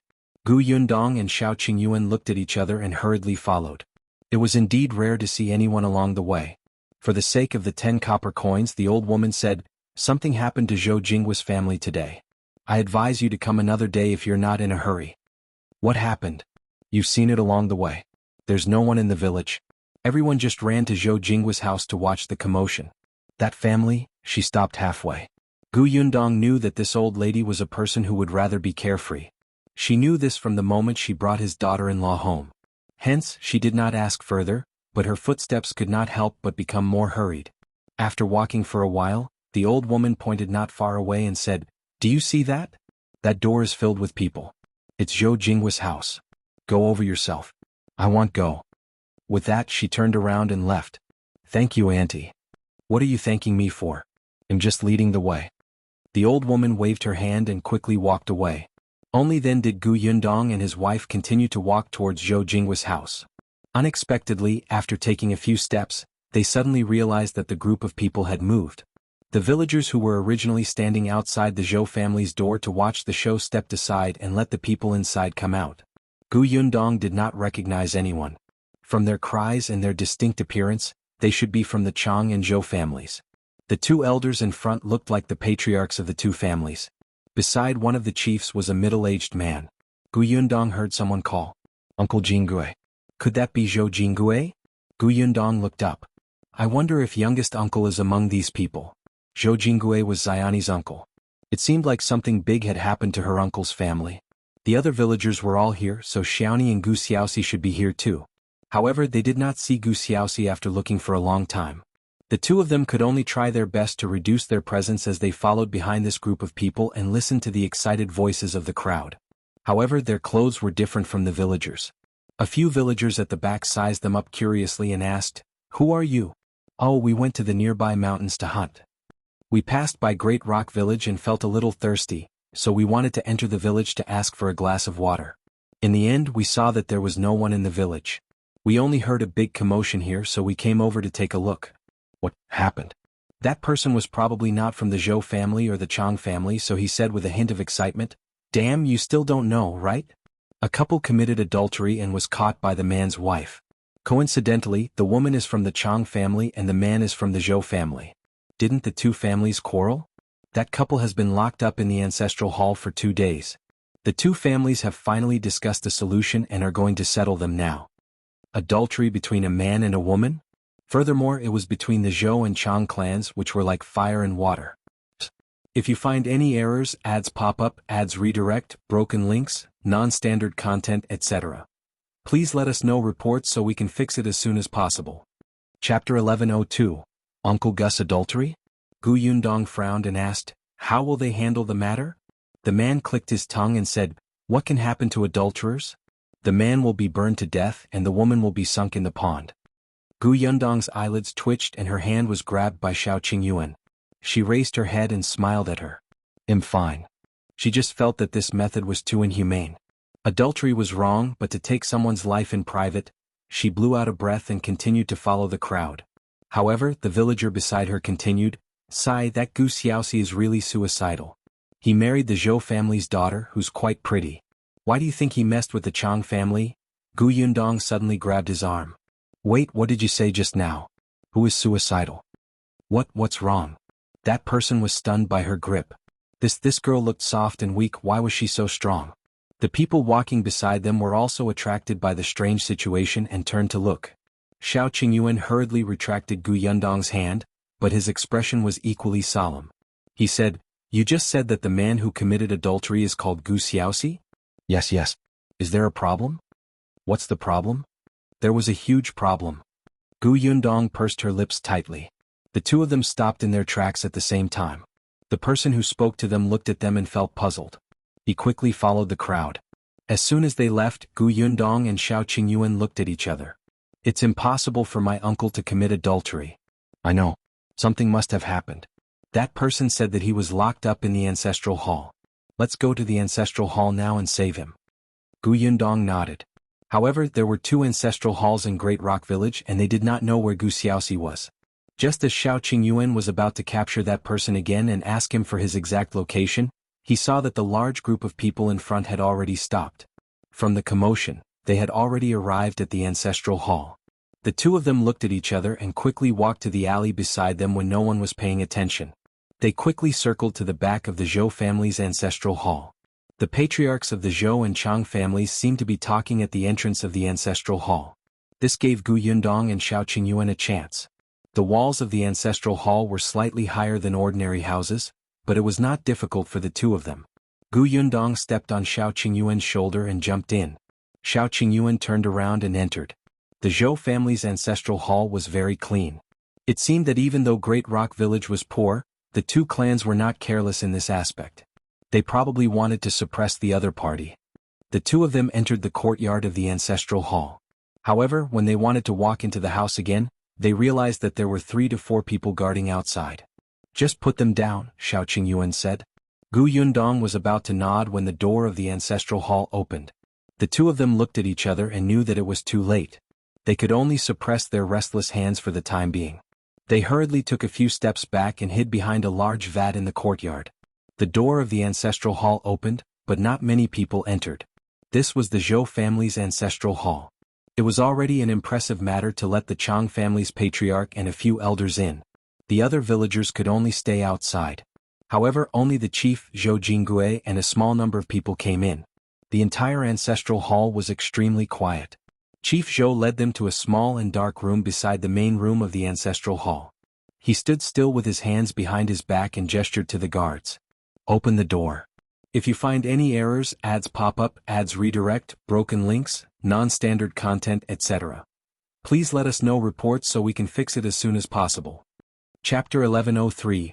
Wrong. The door opened and a large amount of light instantly shone into the house, causing the person locked inside to slowly look up.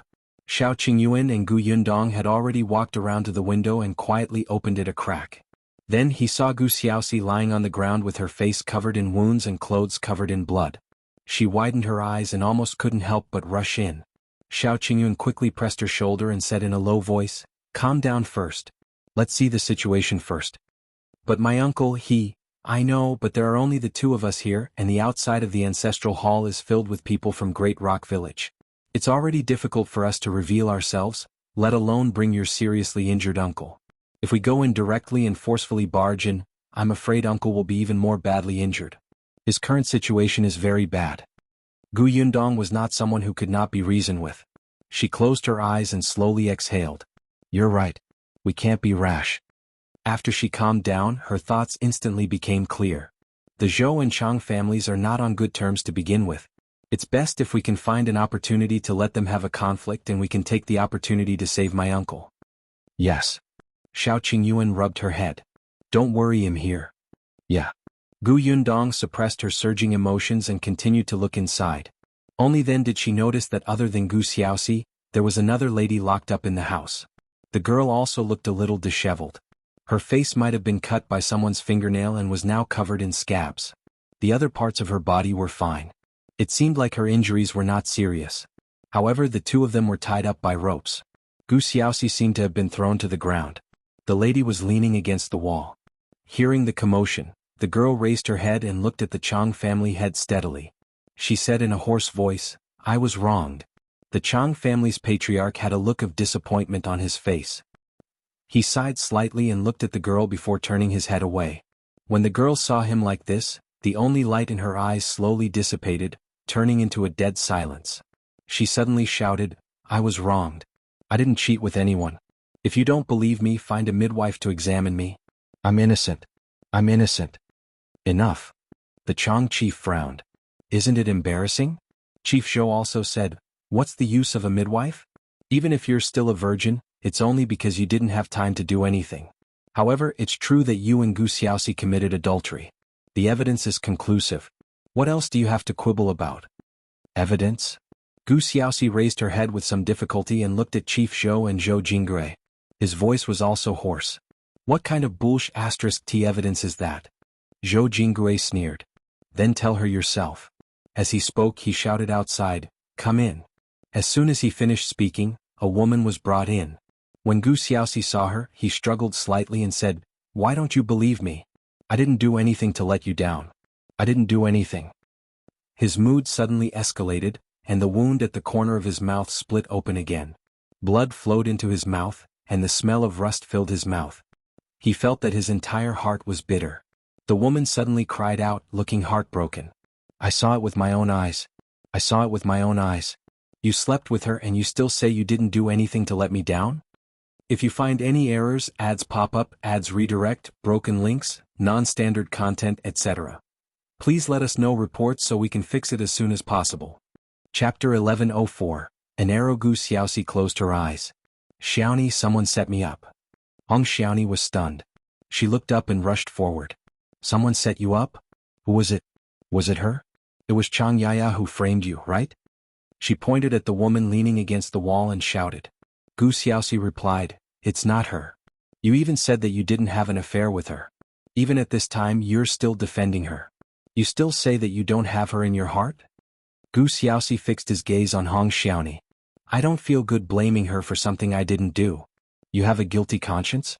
In order to protect her, you don't even want me anymore, right? Have you forgotten how you promised my father? Enough. Chief Chang was dissatisfied. He looked at Chief Zhou. We had a good discussion in the house previously. Both sides are at fault in this matter. Are you going back on your word? Are you pushing the blame on us? Chief Zhou shrugged and said helplessly, you can't blame me for this. Xiaoni is too heartbroken.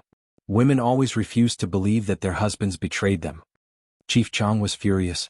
This had happened too suddenly. Before the Chang family could react, the Zhou family had captured the two of them and locked them in the ancestral hall. For the past 2 days, they had been discussing how to resolve this matter. However, the matter was beneficial to the Zhou family, so they were very passive. In particular, the scene of the adultery was at Gu Xiaoxi and Hong Xiaoni's house. In other words, the Chang family's daughter had taken the initiative to come to their house and slept with Gu Xiaoxi, only to be caught by Hong Xiaoni on the bed. The Zhou family insisted that Chang Yaya had seduced Gu Xiaoxi and wanted to snatch the son-in-law from the Zhou family to humiliate the Zhou family. They even laid out a few pieces of evidence to prove that Chang Yaya was at fault. Chief Chang asked Chang Yaya, but Chang Yaya said that it was Hong Xiaoni who invited her to her house. The relationship between the Zhou and Chang families was so bad, how could Hong Xiaoni invite Chang Yaya as a guest? Everyone thought that she was looking for an excuse, and Chief Chang thought so too. Therefore, the two sides argued for 2 days. Chief Chang was at a disadvantage. In the end, he finally reached a consensus with Chief Zhou. It could be said that Gu Xiaoxi was stronger than Chang Yaya and raped her. This way, the other ladies of the Chang family would be less affected. As for Gu Xiaoxi, he was not a member of the Zhou family anyway. He was only the husband of Zhou Jinggui's niece and had only come to Great Rock Village 2 years ago after escaping from the famine. He was the one at fault and did not affect the Zhou family much. However, the Chang family had to compensate the Zhou family with 600 caddies of food, and some places had to give in. After all, Chang Yaya had a relationship with Gu Xiaoxi and still had to be dealt with. Chief Chang actually believed that Chang Yaya had not done such a thing. However, for the sake of the entire Chang family, Chang Yaya had no way out. After the discussion, the two clans came to take these two people out to deal with them, and this matter was over. The two of you have been convicted of adultery. The clans have decided to burn Gu Xiaoxi to death and sink Chang Yaya into the pond. Chang Yaya's face was numb. However, after glancing at her eldest uncle, Zhou Jingue, Hong Xiaoni suddenly burst into tears. Gu Xiaoxi, you've let me down. You've let me down. Gu Xiaoxi laid on the ground and looked at the ceiling. He suddenly smiled and said, "It's good that I'm dead. I'll go down and apologize to my brother and my sister-in-law and my nephews and nieces." Chief Zhou waved his hand. "Take them away." Immediately, two people came in and wanted to grab Gu Xiaoxi, who was on the ground. With a swish, the sound of air being torn apart suddenly sounded. An arrow instantly streaked past in front of them and nailed to the wall with a clang. If you find any errors, ads pop up, ads redirect, broken links, non-standard content, etc., please let us know reports so we can fix it as soon as possible. Chapter 1105. Let's see who dares to touch him. The people in the room were shocked. They widened their eyes and took a step back. Their gazes subconsciously focused on the arrow on the wall whose tail was still trembling. "Who is it?" the Zhou and Chang clansmen suddenly shouted. The two villagers who had wanted to capture Gu Xiaoxi and Chang Yaya didn't dare to move anymore. Everyone looked in the direction of the window and realized that the originally closed window had been opened at some point. A young man and woman were standing outside. The man held a bow in his left hand and drew another arrow from his quiver with his right hand. He aimed it straight at them. "Let's see who dares to touch them." Gu Yundong turned around and entered the house. She looked coldly at the people on both sides of them. The Zhou and Chang family heads were shocked. They pointed at the strangers with trembling fingers and turned around to call for the people outside. "Come." Unexpectedly, just as he opened his mouth, the arrow in Xiao Qingyuan's hand shot out with a whoosh and landed on the wall between the two of them. Gu Yundong sneered. "Don't shout or move. Otherwise the next arrow will miss." She pulled back her sleeve, revealing the crossbow strapped to her arm. As she spoke, she saw from the corner of her eye that Zhou Jingue, who was standing by the door, wanted to sneak out. She moved her arm and the crossbow arrow brushed past his calf, drawing a large line of blood. He cried out in pain and knelt heavily on the ground. "Ah!" Hong Xiaoni wanted to scream, but when she saw the arrow pointing at her, her voice stopped. She swallowed in fear. Gu Yundong said, "I've already warned you. Why don't you believe me? Does anyone else want to try calling for help?" No one dared to try. Although there were only two people on the other side, it was obvious that they were extraordinary people. They were also good at long-range attacks and were ruthless. They did not hesitate to shoot arrows. There were more than 10 people in the house. They were all ordinary villagers and most of them were elders. They could not even walk properly, so how could they be their match? Even if they shouted loudly due to the commotion outside the ancestral hall, others might not be able to hear them. Therefore he could only stabilize them first and see what they were up to. This was the Zhou family's ancestral hall. Seeing that although the two of them had attacked, they had not really harmed anyone's life, Chief Zhou knew that they could still talk properly. Therefore he secretly took a deep breath and said, "Who are you? Why have you appeared in our Zhou family's ancestral hall?" Chief Chang also said, "From the looks of it, you shouldn't be from the nearby villages. If you're just passers-by, it's better not to meddle in other people's business. This is a private matter of our village." In their opinion, these two people definitely had nothing to do with Gu Xiaoxi and Chang Yaya. Gu Xiaoxi was a person who had escaped from the Yongning prefecture. He had no relatives or friends. Chang Yaya was from Great Rock Village, so they knew all the people she interacted with. The two of them were dressed neatly and looked like they came from a rich family. They even had bows and arrows on them. Thinking about it, they should be young masters and young ladies from the county city or somewhere further away. When they came to this area to hunt, they happened to bump into this incident heading towards the ancestral hall. They were curious, so they came to take a look. Coincidentally, they did not hear the first part clearly. They only heard that the villagers were going to execute the two of them.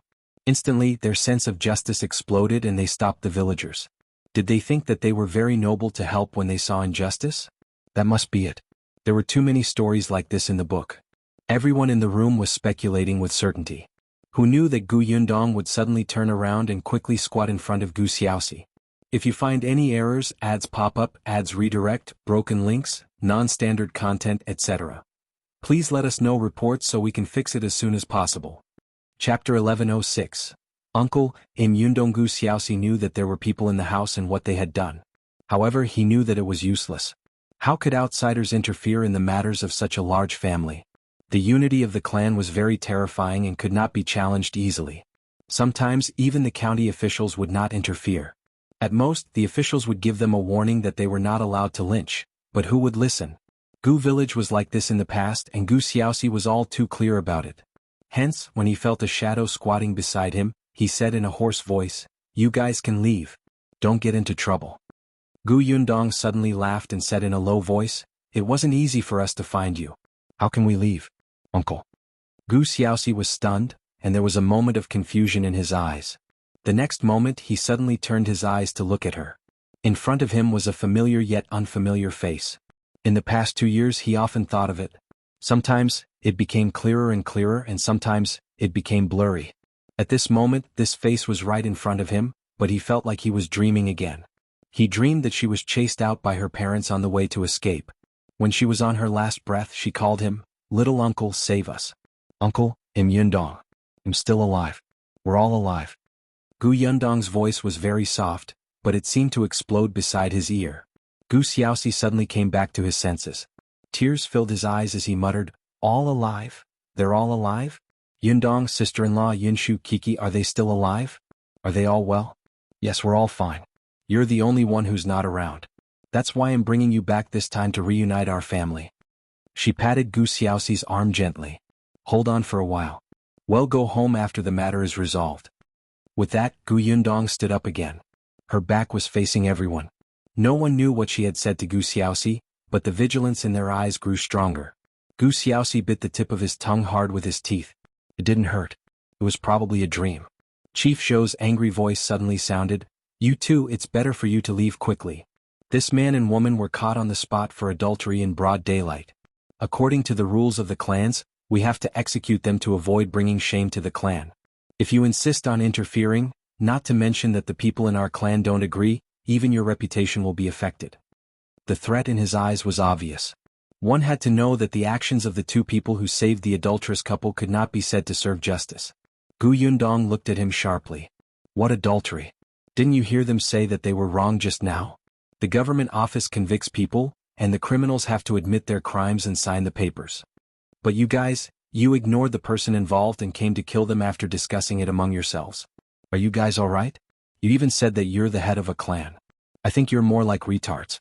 You miss, don't push your luck." Chief Zhou was annoyed. "We have evidence." "Evidence? What evidence?" Gu Yundong sneered and pointed at Hong Xiaoni. "The evidence you're talking about can't be her testimony, right? She said that she saw them in bed with her own eyes and you believe her? Then he'll say that she didn't like Gu Xiaoxi because he was too poor and wanted to get rid of him to find another man. That's why she deliberately framed him." Gu Yundong was just saying it casually. Unexpectedly, Hong Xiaoni's expression changed drastically and she suddenly lowered her head. "If you find any errors, ads pop up, ads redirect, broken links, non-standard content, etc.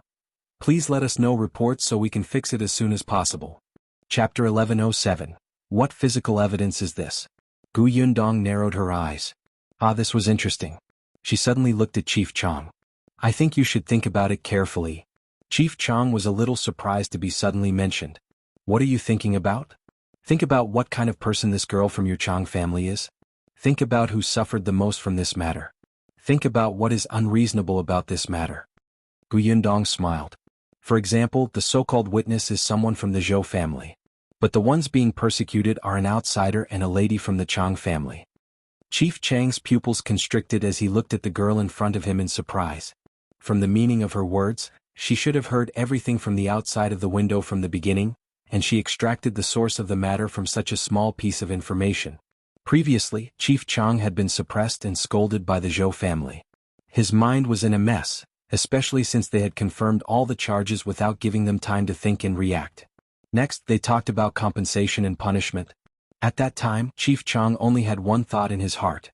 He could not let this matter affect the reputation of the other girls in his clan. The sooner this matter was settled, the better. The other members of the Chang family had the same thought. They forced him to make a decision quickly, which resulted in this outcome. However, now that he had jumped out to take a look at the entire incident, he actually felt that something was wrong. Seeing him like this, Chief Zhou was furious. He pointed at Gu Yundong and said, "What do you mean?" Of course, Hong Xiaoni is not the only one with evidence. There's also physical evidence. What's the physical evidence? We found Gu Xiaoxi's personal belongings in Chang Yaya's house. Gu Yundong laughed. What kind of physical evidence is this? It's just a personal item. Then, if I secretly take any woman's clothes from the courtyard and put them in your house, would you have an affair with that woman? Chief Zhou was so angry that he fell backward. He said angrily, "The pouch made by Chang Yaya has Gu Xiaoxi's name embroidered on the bottom." Gu Yundong smiled and looked at Chief Chang. "Can Chang Yaya read?" Chief Chang narrowed his eyes. "No." Gu Yundong looked at Chief Zhou, who explained, "Just because she can't read doesn't mean she can't embroider words on the pouch. If she has the heart, what's wrong with embroidering according to a picture of Gu Xiaoxi's name? Then how can you be sure that the pouch was made by Chang Yaya? If someone wants to frame her, they can also place a pouch at her house." Chief Zhou gritted his teeth. "But someone has seen Chang Yaya deliver food to Gu Xiaoxi before? That person is even a member of the Chang family." Chief Zhou looked at Chief Chang. The latter shook his hand. It was because of this last point that he finally gave in. Because the person who saw this scene was the son of one of the family's elders. This person could not be bribed. It was also the Zhou family who spoke aggressively first, causing this person to say this unintentionally. There was no room for negotiation. This last piece of evidence proved that they were indeed having an affair and that it was indeed disadvantageous to Chang Yaya and Gu Xiaoxi. Gu Yundong turned his head and looked at the girl leaning against the wall.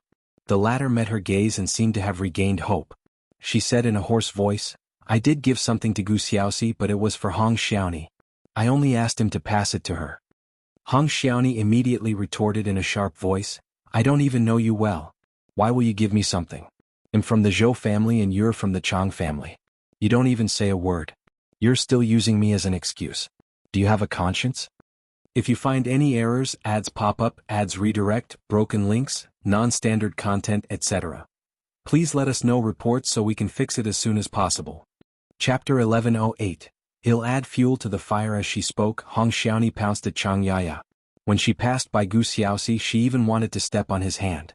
Gu Yundong was quick-witted and pushed Hong Xiaoni away. "Get lost. Don't hurt my uncle." "Ah!" Hong Xiaoni fell heavily to the ground, her tailbone almost broken. But even so, she still heard what she said clearly. Not only her but everyone present was shocked by this shout. "Little uncle? Didn't Gu Xiaoxi have no relatives? How could she have relatives? How was that possible?" Chief Zhou couldn't help but look at Hong Xiaoni, who also looked stunned. After a while, her lips trembled slightly as she said, You're his niece? Gu Yun? Yes, my name is Gu Yundong." Hong Xiaoni gasped. Yes, that was the name. It was a name that Gu Xiaoxi often mentioned. But how was that possible? How could the children and a foolish woman survive that disaster? Hong Xiaoni was in a daze, but Gu Yundong could no longer care about her. Because Gu Xiaoxi had a fever, he was in a daze. His eyes were half closed and he couldn't even make a sound. Gu Yundong quickly took the fever medicine from her space and fed it to him. Heyuan still had a water bag hanging from his waist, so he untied it and gave him 2 sips of water. Gu Yundong blamed himself.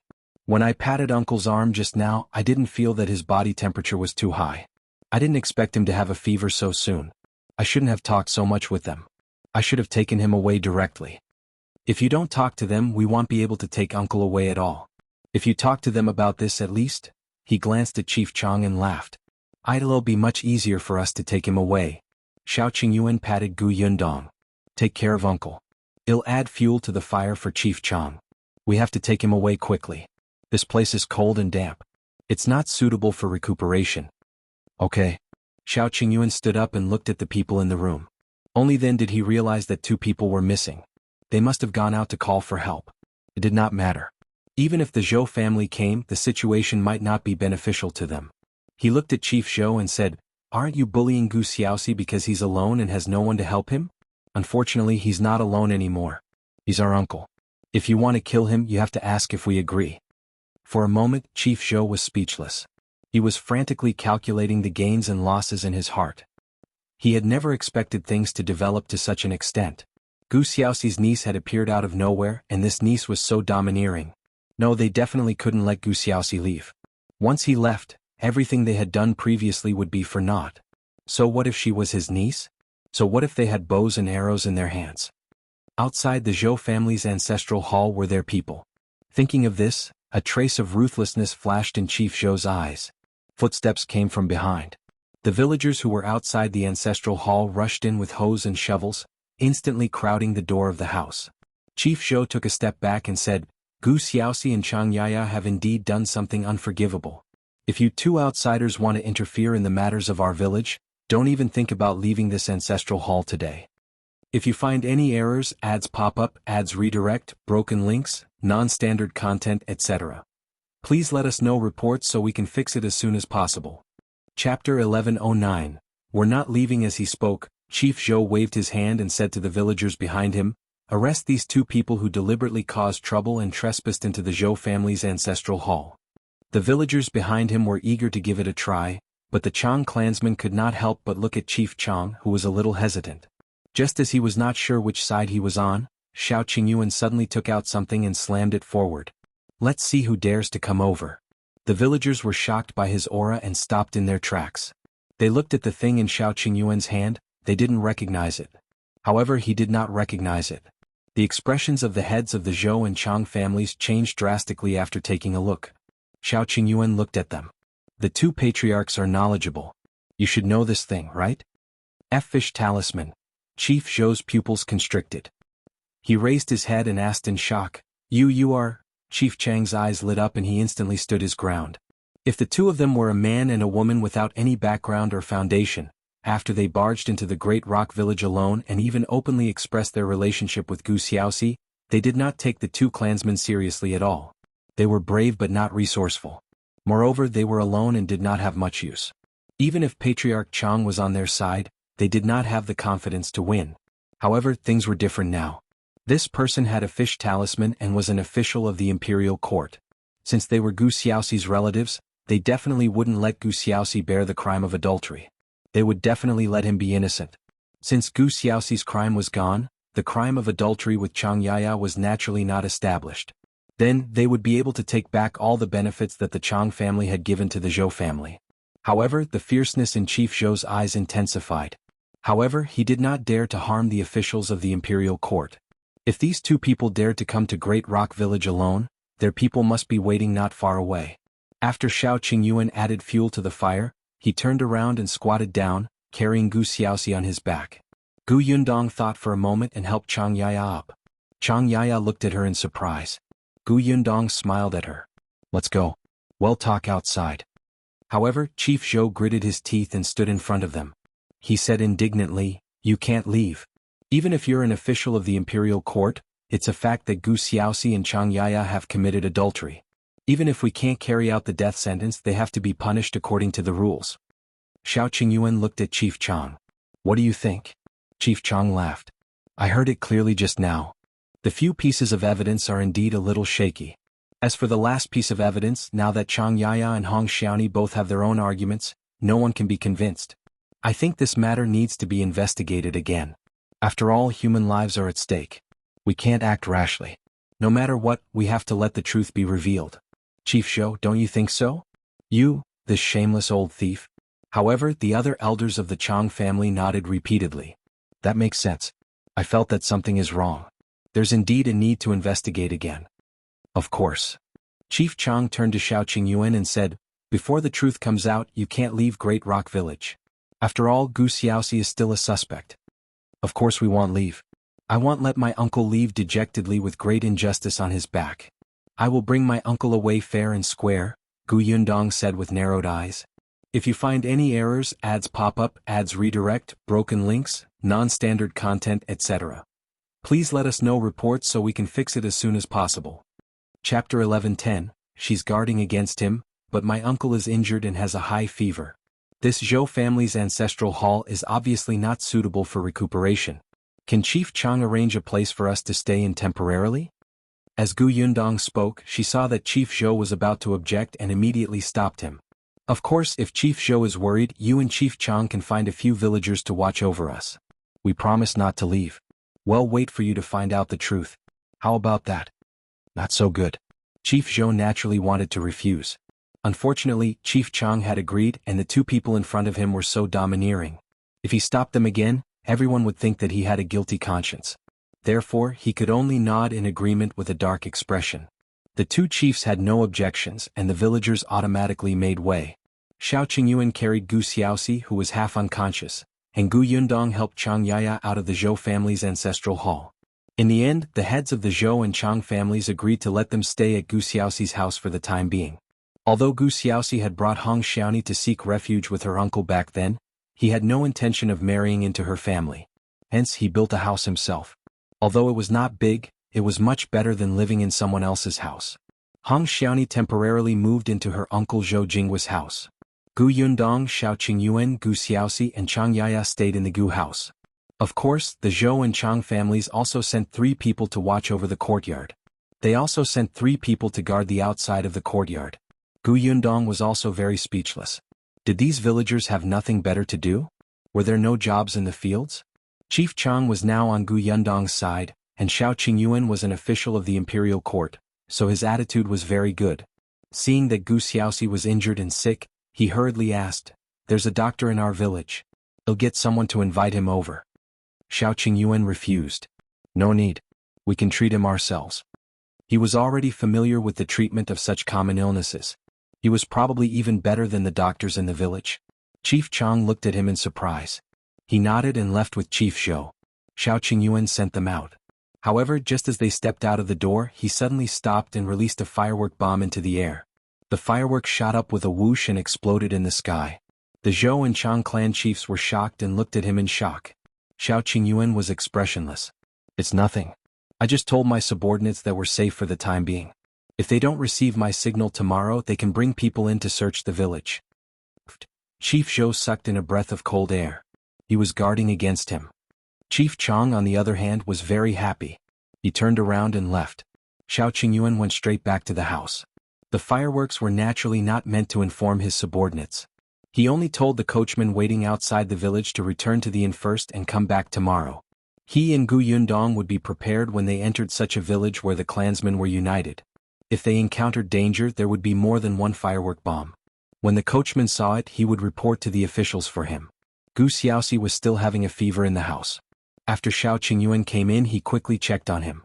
After taking Gu Yundong's fever medicine, his temperature was slowly decreasing, but there were still many injuries on his body. He let Gu Yundong and Chang Yaya go out first, then bandaged Gu Xiaoxi's wound. Gu Yundong had wanted to ask about Chang Yaya, but she looked haggard and her lips were dry. She must have been hungry for the past 2 days. The Zhou family was too inhumane.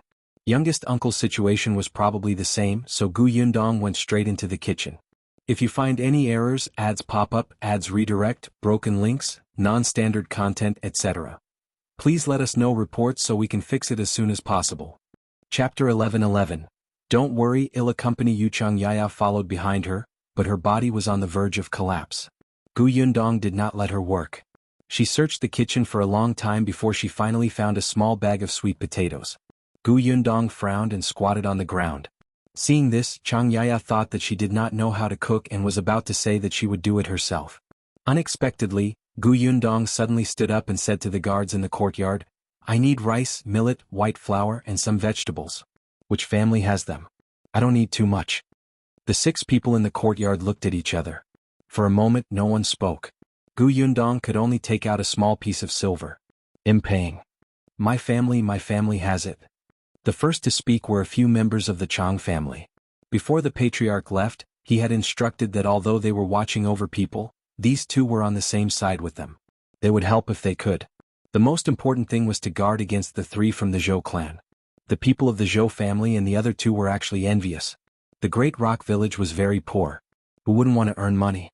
However, this person had trespassed into the Zhou family's ancestral hall. His crimes were unforgivable, so when he saw the people of the Chang family taking the money obsequiously, he immediately mocked, "How embarrassing.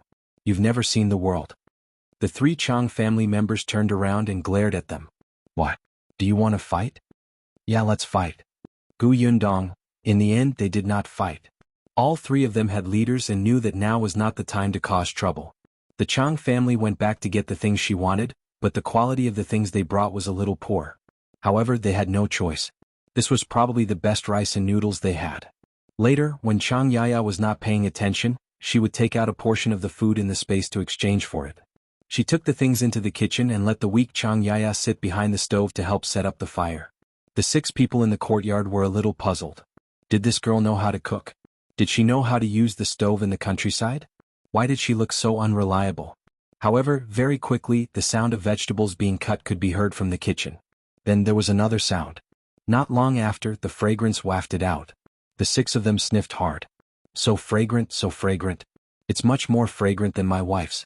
What is this made of?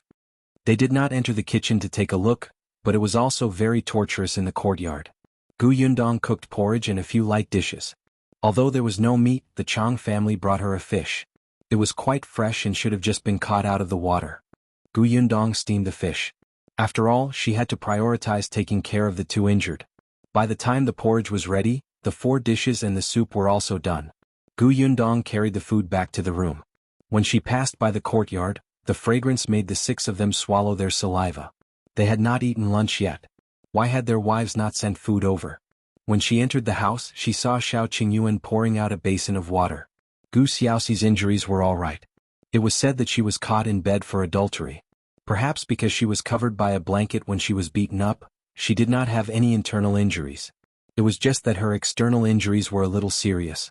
It was mainly because his body was already sick from overwork. After being beaten up, he was locked in the dark ancestral hall to be exposed to the wind. He starved for 2 days before he fell unconscious with a fever. Gu Yundong's expression darkened when she heard Xiaoxi words. He'll get this back. Don't worry, I'll accompany you. Xiaoxi held her hand gently.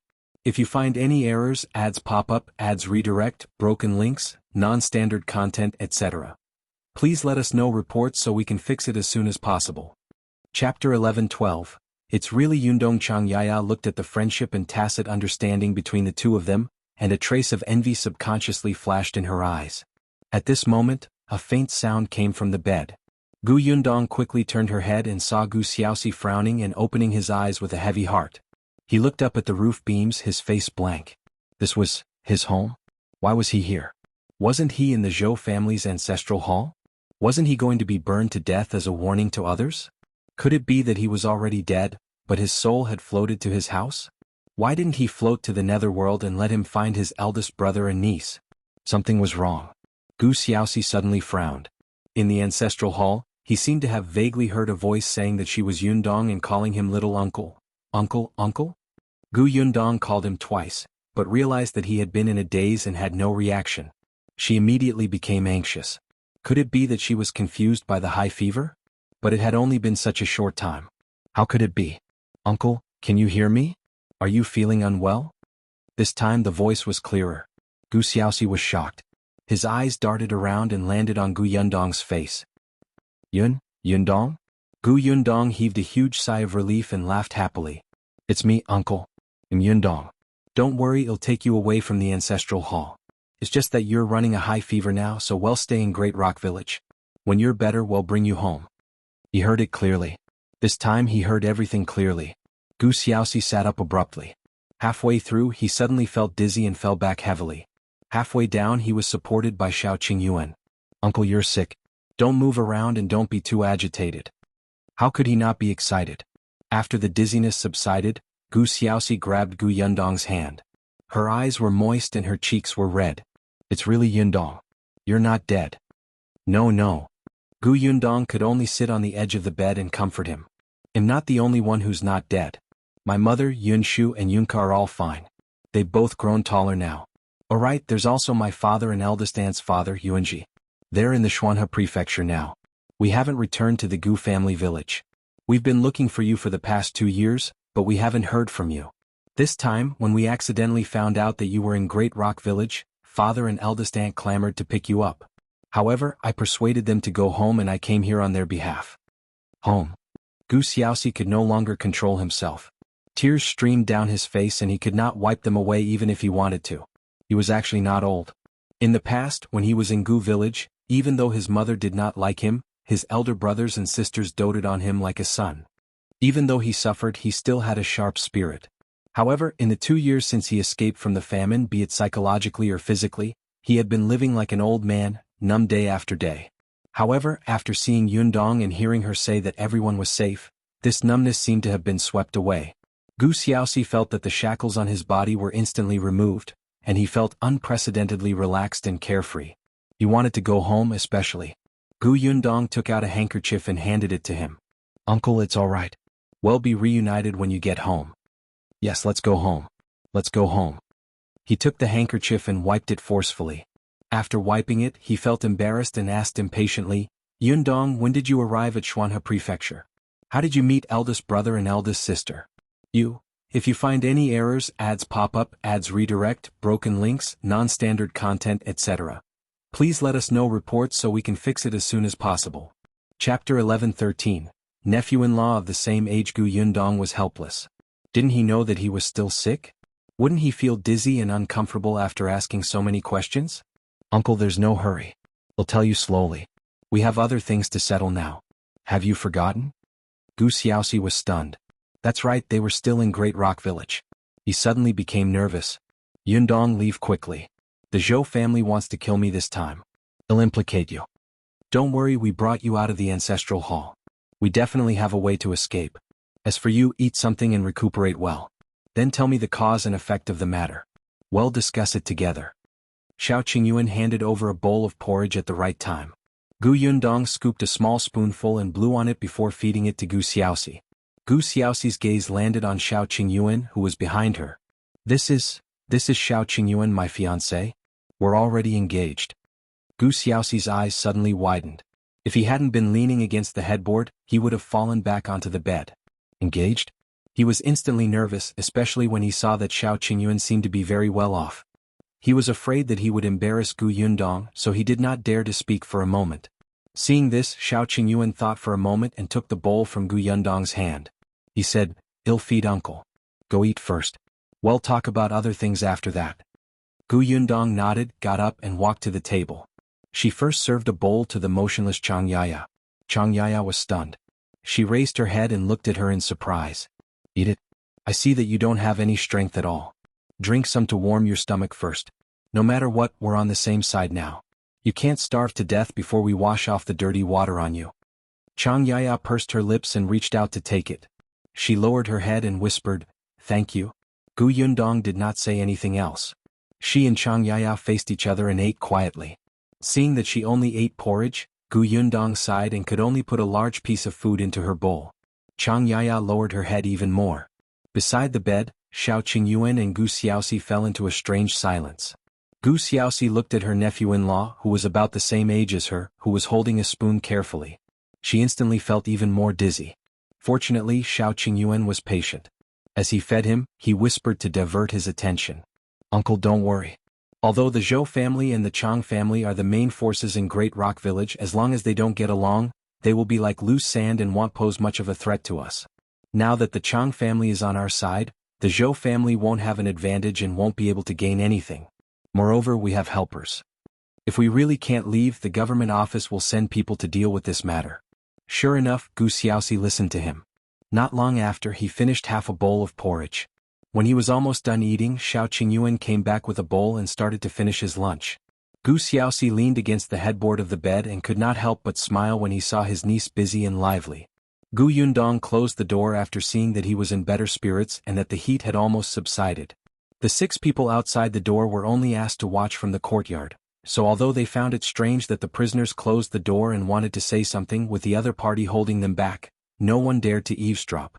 Yundong and the others formed a circle and began to talk about the whole story of the adultery case. If you find any errors, ads pop up, ads redirect, broken links, non-standard content, etc. Please let us know reports so we can fix it as soon as possible. Chapter 11:14. Suspicious Hong Xiaoni. Xiaoxi had followed Hong Xiaoni to Great Rock Village to seek refuge with her uncle. However, the Zhou family did not welcome them. A niece they had never seen before had suddenly come all the way to their house to be taken care of. She had even brought Xiaoxi along. Wasn't that causing trouble? However, the Zhou family had a sworn enemy in the village, the Chang family. Xiaoxi and Hong Xiaoni were both refugees. At that time, the imperial court had special treatment for refugees. If the Chang family made an issue out of this matter, wouldn't the Zhou family be in trouble? Hence, the Zhou family left Hong Xiaoni and Xiaoxi behind. At that time, Gu Xiaoxi had not given up on looking for Gu Yundong's family. Hence, she did not plan to stay in the village at the start. He thought that if the Zhou family treated Xiaoni well, he would temporarily entrust the Zhou family to take care of her. If not, he would take Xiaoni with him. It was obvious that the Zhou family treated Xiaoni very badly. They had lived in the Zhou family for 2 days, but they had been tortured openly and secretly. Gu Xiaoxi had promised Father Hong that he would take care of Xiaoni, so he wanted to leave with her. Unexpectedly at this moment Xiaoni fell ill. She was so ill that she almost couldn't make it. How could Gu Xiaoxi leave? She could only stay and take care of her while thinking of ways to earn money to support her family. However, Xiaoni's illness never recovered. It wasn't until a year later that Gu Xiaoxi realized that something was wrong. He vaguely felt that Xiaoni might not be that seriously ill. She was just afraid that he would leave and go to the Gu family, so she used this method to drag him and let him settle down in Great Rock Village. However, he had no evidence. In any case, the doctor had sworn that Xiaoni was not in good health and could not go through a long journey. However, even if he confirmed that Xiaoni was pretending to be sick, he couldn't blame her. After all, he had promised Father Hong that he would take care of her. Xiaoni was just afraid. He had let down his eldest brother. If he failed Father Hong's mission again, how could he have the face to live?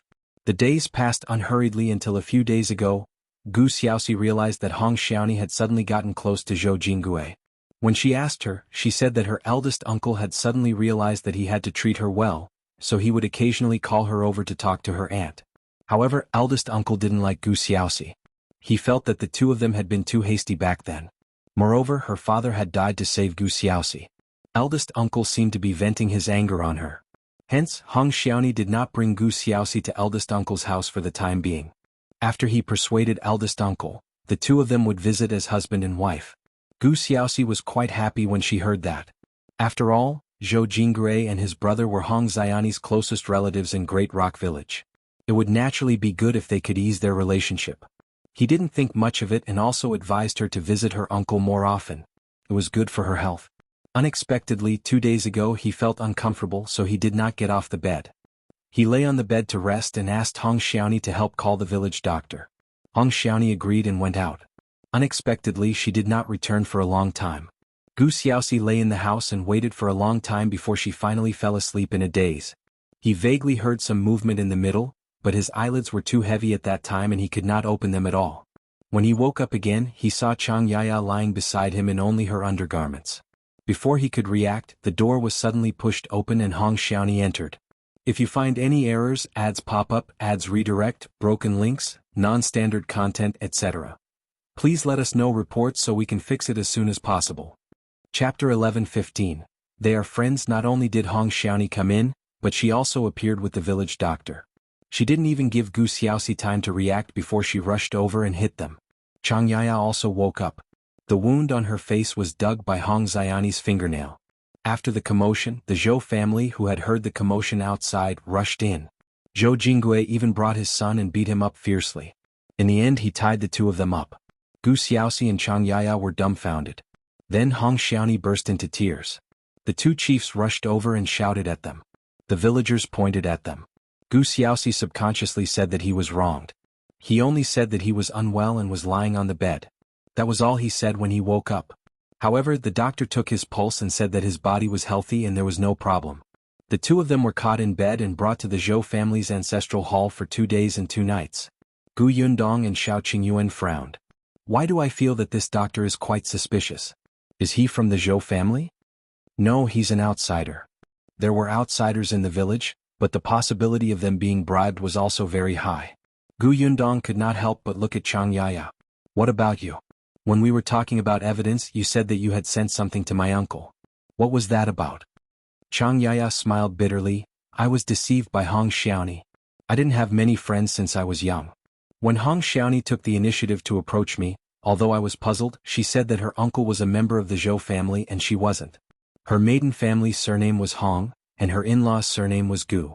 Therefore, she didn't want to get involved in the Zhou and Chang families' matters. She only wanted to live her own life and make friends. Chang Yaya was quite happy. Just like that, the two of them quietly became friends. However, she did not tell anyone. After all, in the eyes of outsiders, Xiaoni was a member of the Zhou family. She had not had an easy time in Great Rock Village, and Chang Yaya did not want her to be blamed by her uncle's family. She had been wholeheartedly planning for Hong Xiaoni, but she did not expect to be tricked. She didn't know why Gu Xiaoxi's undergarments would appear in her house, but it was too easy for someone to put them in her house. She didn't know why Gu Xiaoxi's name was embroidered on her purse. She had indeed embroidered that purse, but one day she suddenly couldn't find it. When it appeared again, she only heaved a sigh of relief and didn't look carefully at the very small words embroidered on the purse. But no one believed her. As for her sending food to Gu Xiaoxi, that was because Hong Xiaoni said that she suddenly wanted to eat the pickled radishes she made. Her appetite had not been good recently, and her mouth was tasteless. As a friend, Chang Yaya naturally ran home in a hurry to make pickled radishes for her. However, when she brought the pickled radishes over, she was not at home. Only Gu Xiaoxi was there. She handed the bowl of pickled radishes to Gu Xiaoxi and asked him to pass it to her. However, in the eyes of outsiders, she was the one who took the initiative to stuff the food into the hands of the confused Gu Xiaoxi. However, Chang Yaya remembered that no one was nearby at that time. Who would have thought that an elder's son happened to pass by and saw it? The encounter had become evidence of others saying that they had a private relationship. Gu Yundong tapped her fingers on the table. So you appeared at the Gu house 2 days ago to look for Hong Xiaoni? Yes, she said that there's no one at home. There's a very rare thing at home. I'm her friend, so she specially brought me to see it. In the end, after drinking a glass of water at the Gu residence, she felt dizzy. How could she not understand now? This was all planned by Hong Xiaoni. At this moment, Hong Xiaoni was also in the Zhou family, anxiously thinking of a countermeasure with Zhou Jingui and the others. If you find any errors, ads pop up, ads redirect, broken links, non-standard content, etc., please let us know reports so we can fix it as soon as possible. Chapter 11:16. Zhou family's plan. None of the Zhou clansmen expected that something like this would suddenly appear out of nowhere. Moreover, it was such a powerful figure that they were helpless against. In an instant they felt extremely aggrieved. Chief Zhou was especially angry. He asked Hong Xiaoni, "That's really Gu Xiaoxi's niece? Are you sure?" She said that her name is Gu Yundong, so there's no mistake. Hong Xiaoni said, "She looks about the same age. I reckon that she met a benefactor on the way to escape. That's why she's living so well." Speaking of this, Hong Xiaoni was a little jealous. They were both in their teens, but why did she meet a good-for-nothing man like Gu Xiaoxi? The heavens were unfair to her. Zhou Jingui was a little anxious. "Patriarch, now is not the time to talk about this. Previously, Patriarch Chang said that he would bring over the food that was compensated to us, but in the end, he doesn't want to anymore. Things are not good for us. If we have to compensate them instead, we will suffer a huge loss." "Alright, you don't have to remind me. I know," Chief Zhou said impatiently. He was even more frustrated as he tapped his fingers on the table. After a while, he asked the 3 elders, "What do you think? What other ideas can there be? I told you we shouldn't have acted so recklessly back then. The Chang family isn't stupid. After this matter is over, they will find out. When the time comes..." Patriarch Zhou slammed the table and his eyes widened. "What's the use of saying this now? You've already done it. Can you reverse the time?" The elder shut his mouth and didn't dare to speak. The other elders also said softly, "I think it's better to just let it go and say that it's a misunderstanding. I think that couple definitely won't let Gu Xiaoxi be charged with adultery. That man is an official of the imperial court and especially values his reputation." Chief Zhou was also thinking about this, which was why he was in such a dilemma. However, it was easier said than done to say that it was a misunderstanding. The Chang family would be the first to force them to bleed. Knock knock. Suddenly there was a knock on the door. Zhou Jingui went to open the door.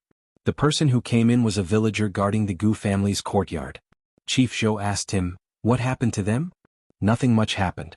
They just spent 1 tael of silver to buy some rice, noodles, fish and vegetables from the Chang family."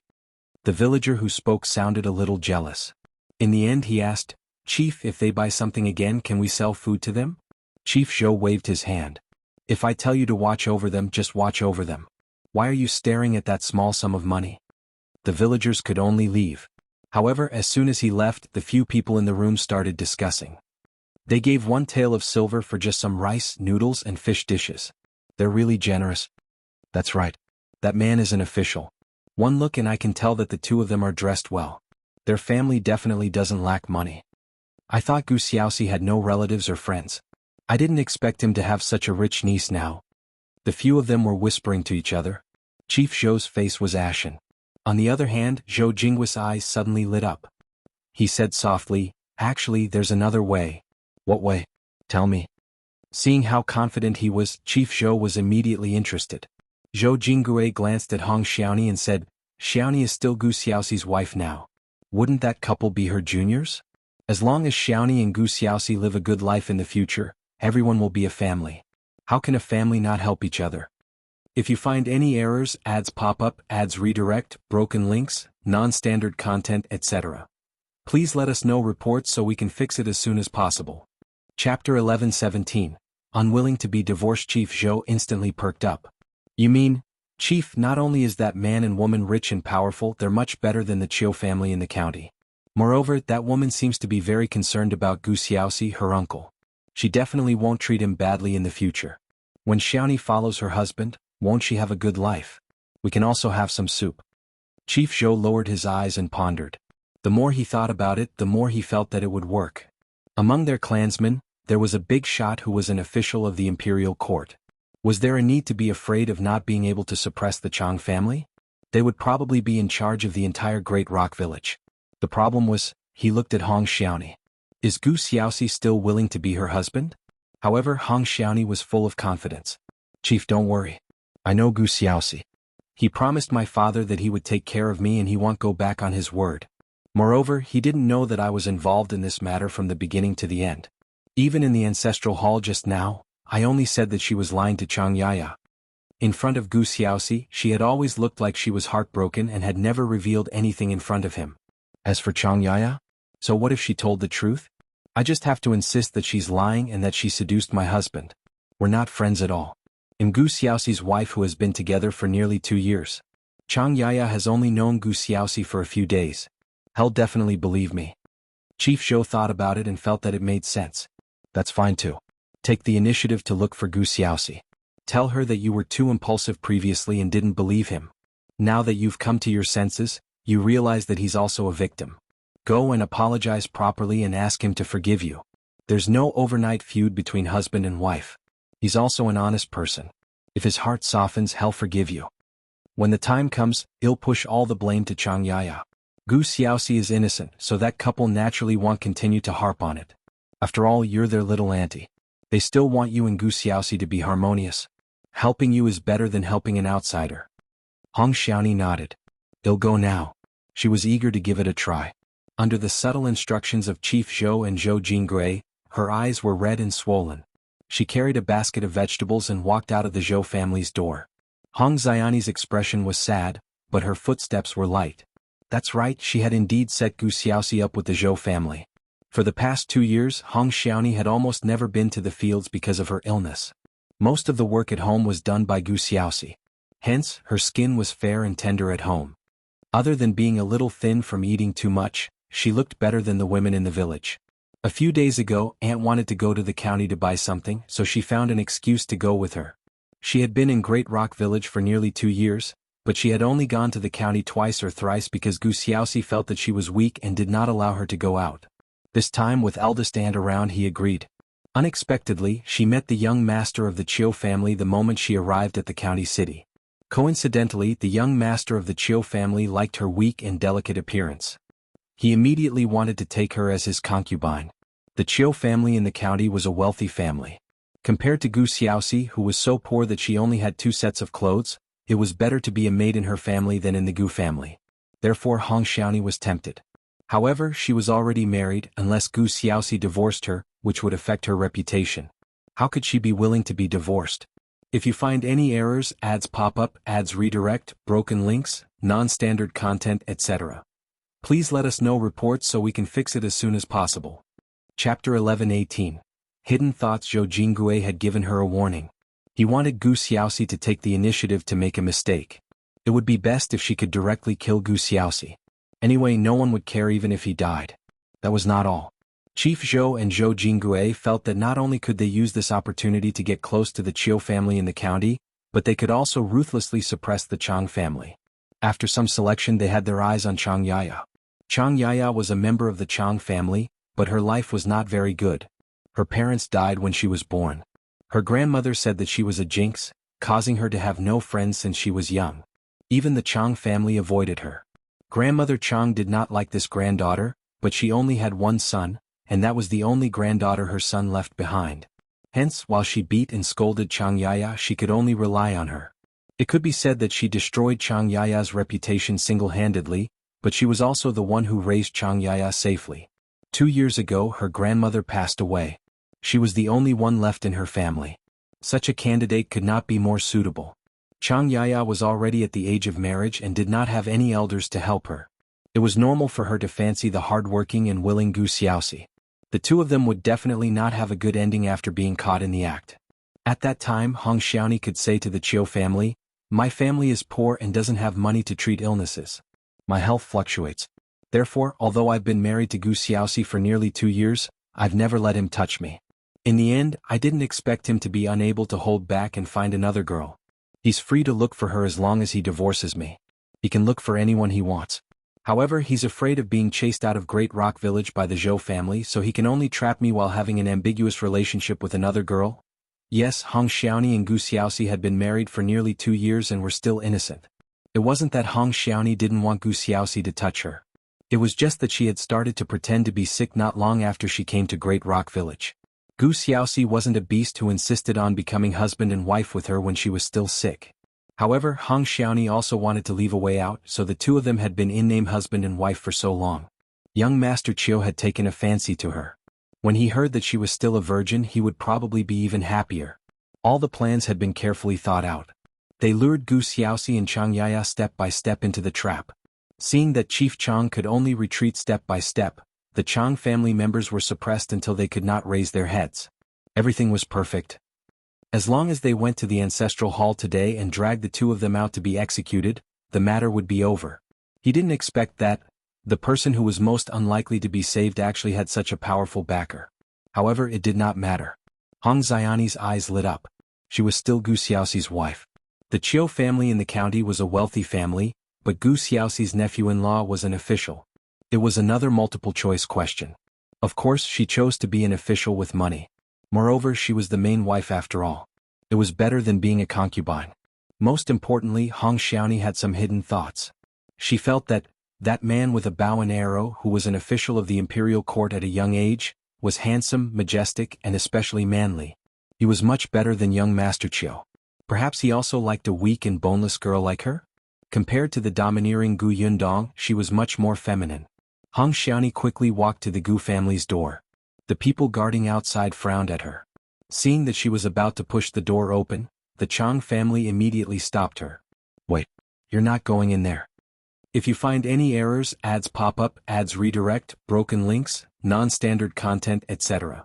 Please let us know reports so we can fix it as soon as possible." Chapter 11:19. Watch his wife and wash his eyes. Hong Xiaoni was stunned. "I'm here to deliver some vegetables to my husband. There's nothing to eat at home. I'm afraid he'll starve." "That won't do. They have food. They don't need you. Just go." Hong Xiaoni frowned. "This is my house. Why can't I go in?" The Zhou family members also started to help. That's right. The patriarch only asked us to watch over them, but he didn't say that they were criminals. Her husband is sick. As his wife, can't she come in to take a look?" The people on both sides had different opinions, so they quickly quarreled. The 4 people who were talking in the room also heard it. Xiao Qingyuan stood up and said, "He'll go out and take a look. Be careful." Xiao Qingyuan left the house and walked towards the courtyard door. The villagers of the Zhou and Chang families were still arguing, but Hong Xiaoni saw her first. She immediately lowered her eyes and wanted to walk in, but after taking 2 steps, she suddenly fell to the ground. The people who were still arguing on both sides were stunned. Just now, they shouldn't have touched her, right? Did you bump into something? You didn't, did you? They might have accidentally pushed her. Otherwise, how could she have fallen? The Zhou family wanted to reach out to help her, but Hong Xiaoni quickly waved her hand. No need. I can do it myself. Men and women shouldn't touch each other. I'll get up myself." She said that she would get up, but her eyes were on Xiao Qingyuan. She patted her hands weakly and placed the basket in front of her. She had no intention of getting up for a long time. Xiao Qingyuan was speechless. He turned around and left. His eyes hurt.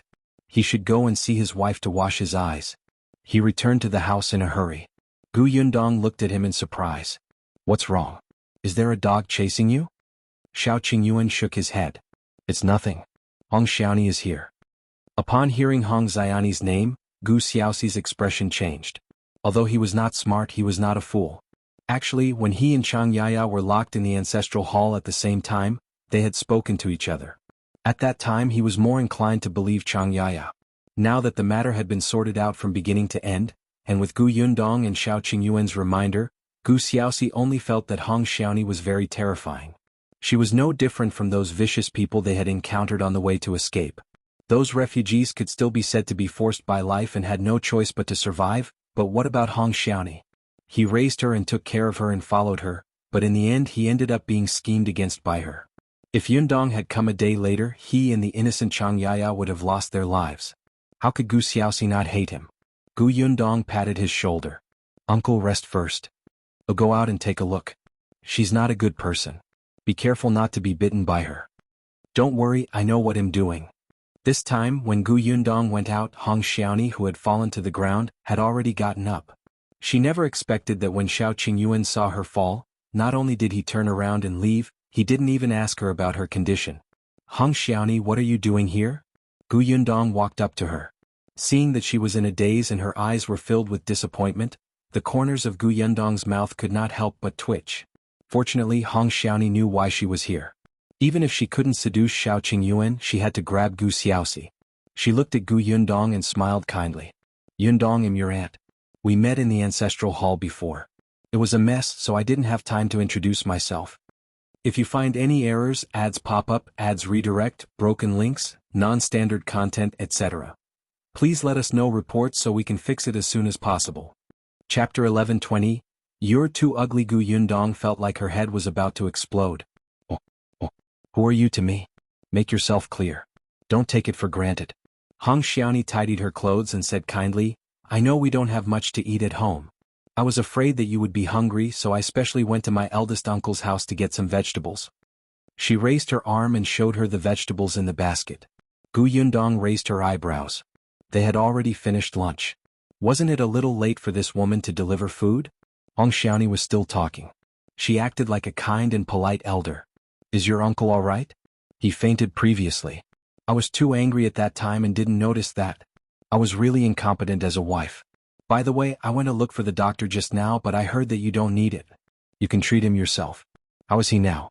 Is he awake? I'll go in and take care of him. As she spoke, she was about to walk in. The Zhou and Chang families did not stop her this time, afraid that they would knock her down again. Unexpectedly, Gu Yundong, who was standing behind the door, suddenly withdrew her hand. She was holding a wooden stick in her hand.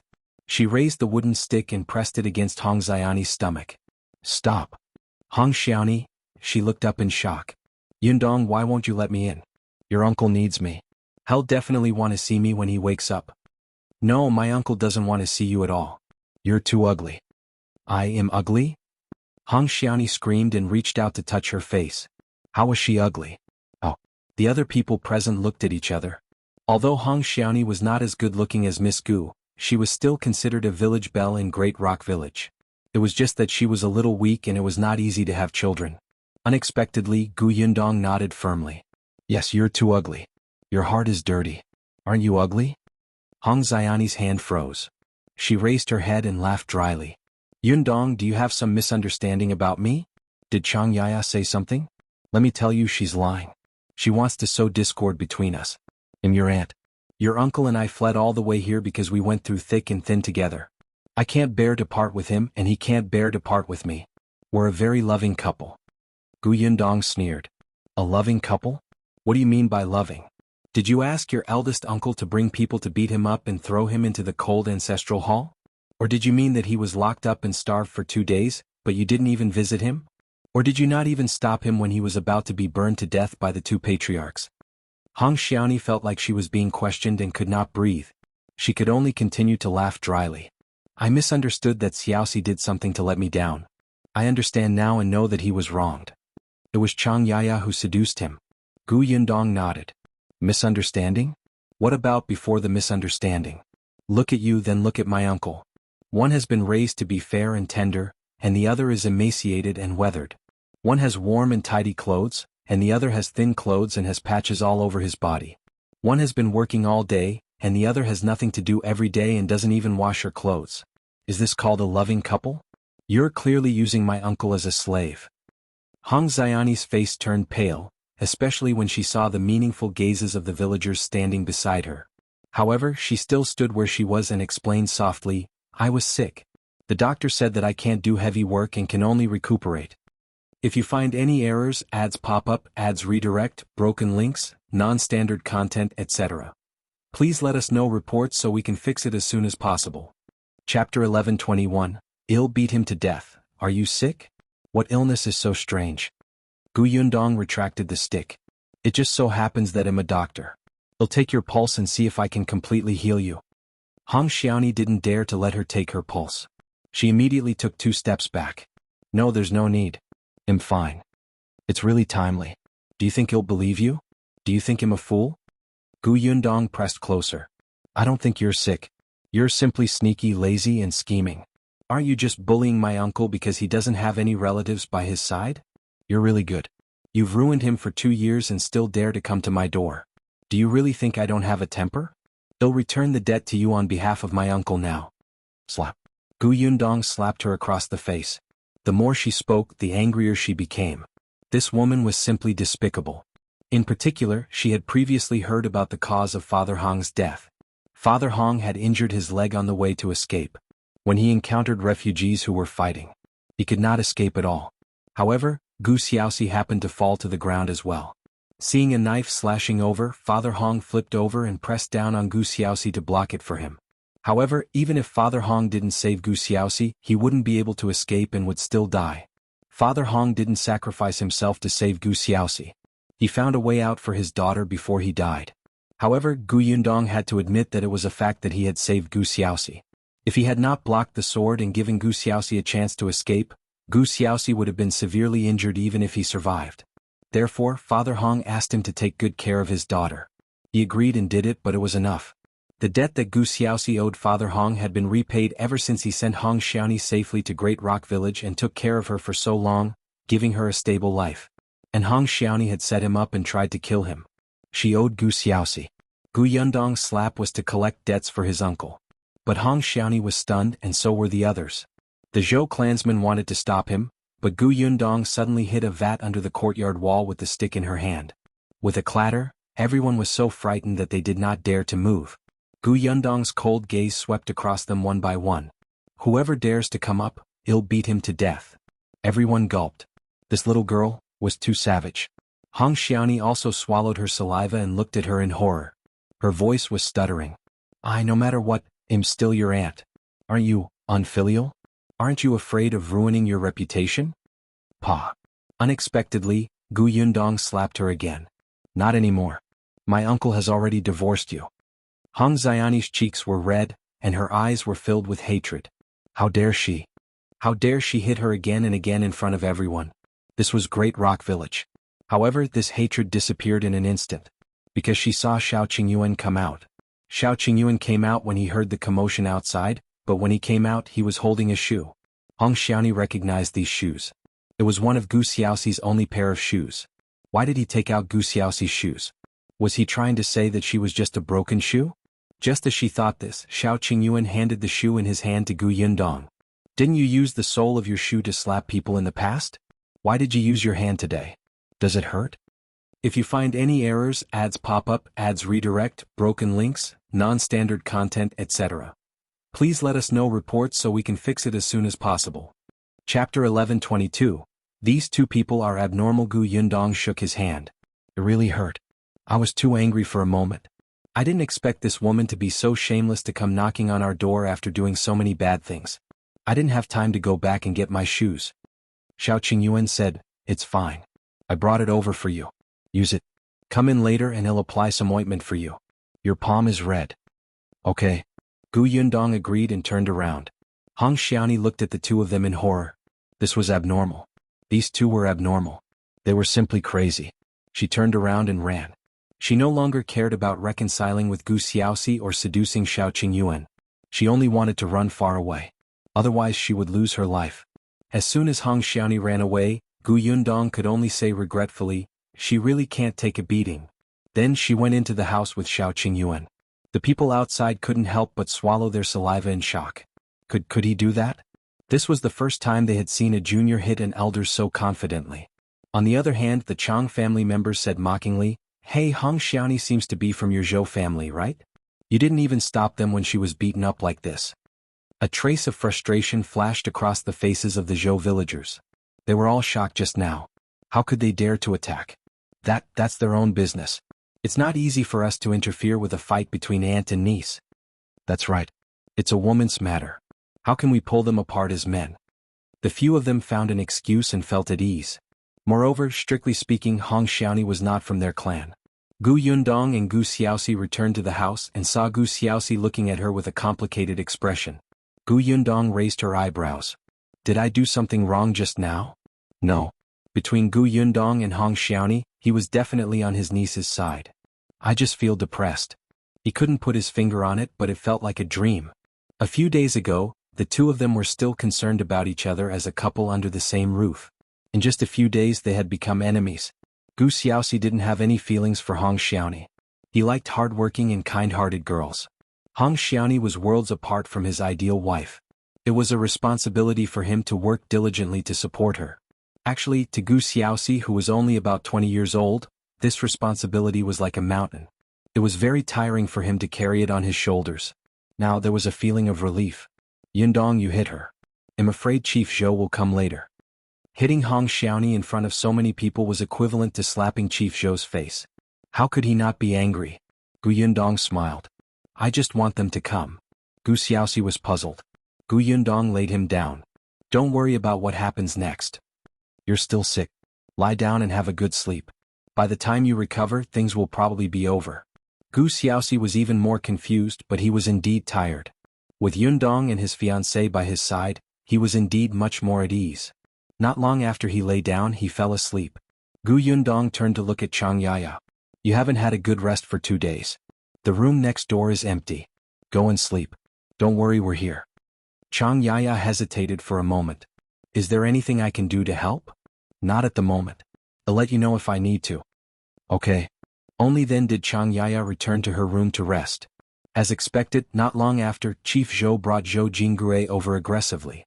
If you find any errors, ads pop up, ads redirect, broken links, non-standard content, etc., please let us know reports so we can fix it as soon as possible.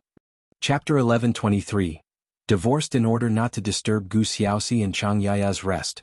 Gu Yundong and Xiao Qingyuan were the first to leave the courtyard. They spoke directly at the entrance. Before Chief Zhou could speak, Zhou Jingui had already pulled Hong Xiaoni and rushed to Gu Yundong. Miss Gu, what is the meaning of this? Our Xiaoni is returning to her own home. It's fine if you don't let her in, but you don't appreciate her kindness and even hit her when she sent food to you. Do you think there's no one left in our Zhou family? Gu Yundong looked at him coldly. It was this old thing who brought people to severely injure his uncle. How dare he criticize him? Chief Zhou also spoke. Lady Gu, you must give us an explanation. Explain? Sure, because of her. Gu Yundong pointed at Hong Xiaoni, who was standing behind Zhou Jingui. She humiliated me and took advantage of me. Everyone was speechless. How did she humiliate you? My uncle has already divorced her, but she still said that she's my aunt and kept calling me niece. If this isn't humiliation, what is? I'm about the same age as her, but she insists on demoting me by a generation. If she's not taking advantage of me, what is? Zhou Jingui was furious. Divorce? What right does Gu Xiaoxi have to divorce her? I don't agree. Why do you think? A person who has been married to her husband for 2 years has yet to consummate her marriage with him. I don't know what he's planning. Shouldn't my uncle divorce such a person? Everyone was in an uproar. No, it couldn't be. Gu Xiaoxi had never touched this Hong Xiaoni? Even Chief Zhou didn't know about this. He looked at Hong Xiaoni, whose face was red and swollen, in surprise. Chief Chang came over at this moment. As soon as he approached, he laughed loudly. Brother Zhou, this is your fault. We're all men. Isn't marrying a wife for the sake of companionship and children? Xiaoxi works himself to death every day.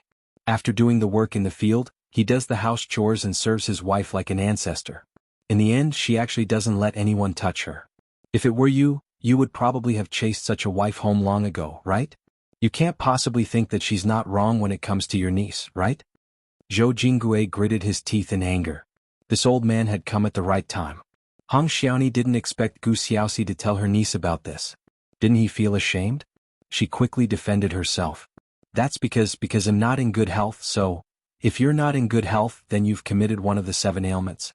It's time to divorce. I'm fine now. I said that I know medicine. I'm only better than the doctors in your village. I can take your pulse and see if you're fine. I can also see what illness you had in the past. Why did you not recover for 2 years? Why did you recover at this time? Hong Xiaoni immediately retreated. Gu Yundong sneered. Why are you hiding? Are you feeling guilty? I think you're just a woman with bad intentions and a heart of evil. Certainly you should be divorced. Everyone's ears buzzed when they heard this. This woman was so eloquent. The problem was different from the quarrels of the women in the village. Her articulation was so clear that no one could refute her. At least Chief Zhou left while Chief Chang gloated over his misfortune. Zhou Jingui could not argue with Gu Yundong, so he could only lead Hong Xiaoni away in a hurry. Chief Chang laughed. Lady Gus' words hit the nail on the head. I'm impressed. Xiao Qingyuan patted Patriarch Chang. We're tired? Well, go back and rest first. We won't entertain Patriarch Chang anymore. If you find any errors, ads pop up, ads redirect, broken links, non-standard content, etc., please let us know reports so we can fix it as soon as possible. Chapter 11:24. There's a way out. Chief Chang was stunned. He felt a note being stuffed into his hand. He immediately smiled readily. It's indeed getting late. We won't disturb you anymore. When there's any progress, I'll get someone to inform you. Thanks a lot.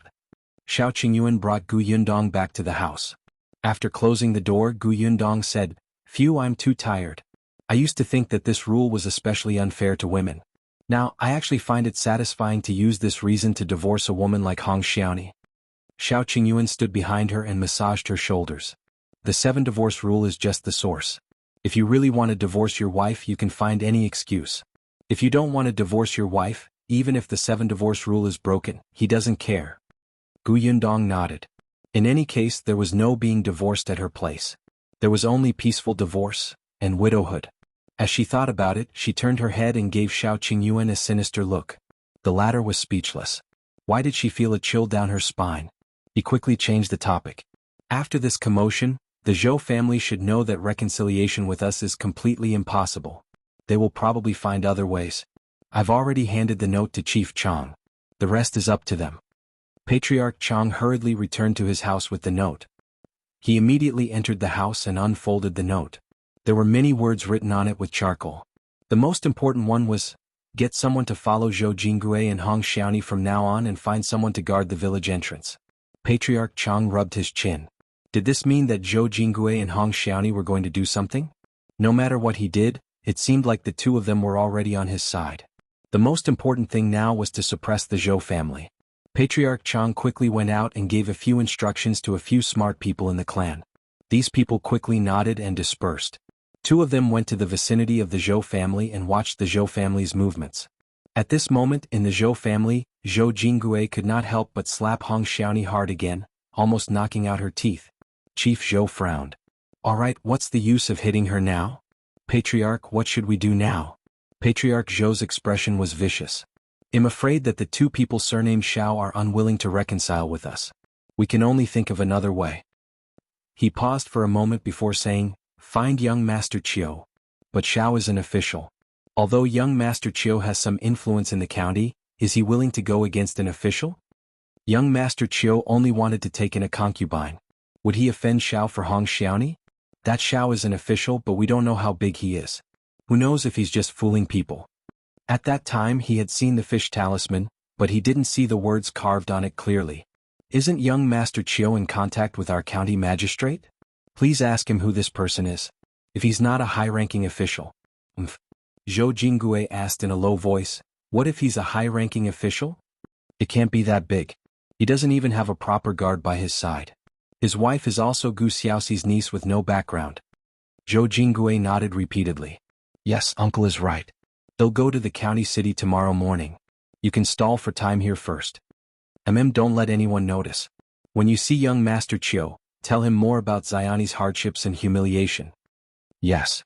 Early the next morning, Zhou Jingui left the house before dawn. If you find any errors, ads pop up, ads redirect, broken links, non-standard content, etc., please let us know reports so we can fix it as soon as possible. Chapter 11:25. In going to the county city, however, what Zhou Jinggui did not know was that he had just left. Not far away, a person hiding in the straw pile's eyes lit up. He knocked his sleeping companion awake and said softly, "Continue to watch here. I'll follow and take a look. Be careful. This guy must be up to no good for sneaking out so early in the morning. It seems that the village chief is right. They are indeed up to something." That person nodded, gathered up his clothes and silently followed. Then she followed him all the way into the county city through the alley, and finally stopped at the back door of the Chiu residence. The young man from the Chang family frowned and could only wait outside. He waited for nearly an hour before Zhou Jinggui came out. However, he looked very happy. The young man from the Chang family glanced at the Chiu residence and felt uneasy. He followed Zhou Jinggui back to Great Rock Village. As soon as he entered the village, he quickly found Chief Chang. Chief Chang's heart skipped a beat. The Zhou family is actually so close to the Chiu family? Could their backer be the Chiu family? Patriarch, what should we do now? Wait a moment, Chief Chang said and hurried into the house. He took a brush and paper and wrote something. Then he came out and handed the paper to him. Go and deliver food to the people who are watching the Gu family. Find an opportunity to secretly give this note to young Master Xiao. Don't let the Zhou family find out. Go. Xiao Qingyuan quickly received the note and knew what he wanted to know. Patriarch Chang even thoughtfully wrote down the Chiu family's background and status in the county. Gu Yundong also saw the words clearly. So the Zhou family has a relationship with the Chiu family. They think that they have a backer, so they're trying their best to suppress the Chang family. According to the Chang family head's letter, the Chiu family's status in Heyuan County was the same as the Lu family's status in Fengkai County. The only difference was that unlike the Lu residents, they did not have relatives working as officials in the capital. Do you think that the Chiu family has taken a fancy to this Hong Xiaoni? At that time, when Gu Yundong guessed that she despised young Uncle Gu for being poor and wanted to climb up the social ladder, Hong Xiaoni's expression changed. Wasn't the Chiu residence like that high branch? Xiao Qingyuan wasn't sure. After all, he felt that since Hong Xiaoni was so ugly, how blind must the people of the Chiu family be to like her? He'll go to the county in the afternoon. Alright, leave this to me. I'm experienced in stalling for time. I won't let them discover that you're not around. Xiao Qingyuan hugged her. Be careful. If anything happens, choose to protect yourself first. They'll rush back as soon as possible. Don't worry, I won't joke about myself. As they spoke, Xiao Qingyuan walked towards the courtyard. Before he left, he had to put on a show for the people in the courtyard. When Xiao Qingyuan arrived at the courtyard, he squatted on the ground and wanted to clean up the vat that had been broken yesterday. Gu Yundong immediately walked over and pulled him up. Brother Xiao, don't be busy. I took care of Uncle for the entire night yesterday. He won't have a fever again and again now. Hurry up and go to sleep. I'm here. Then, in front of everyone, she pushed Xiao Qingyuan into the house. The people in the courtyard couldn't help but laugh. I didn't expect that while this young master looked so noble, he actually took care of Gu Xiaoxi for the entire night. I'm afraid Gu Xiaoxi's luck will change in the future. Before he could finish speaking, Gu Yundong came out angrily. If you find any errors, ads pop up, ads redirect, broken links, non-standard content, etc., please let us know reports so we can fix it as soon as possible.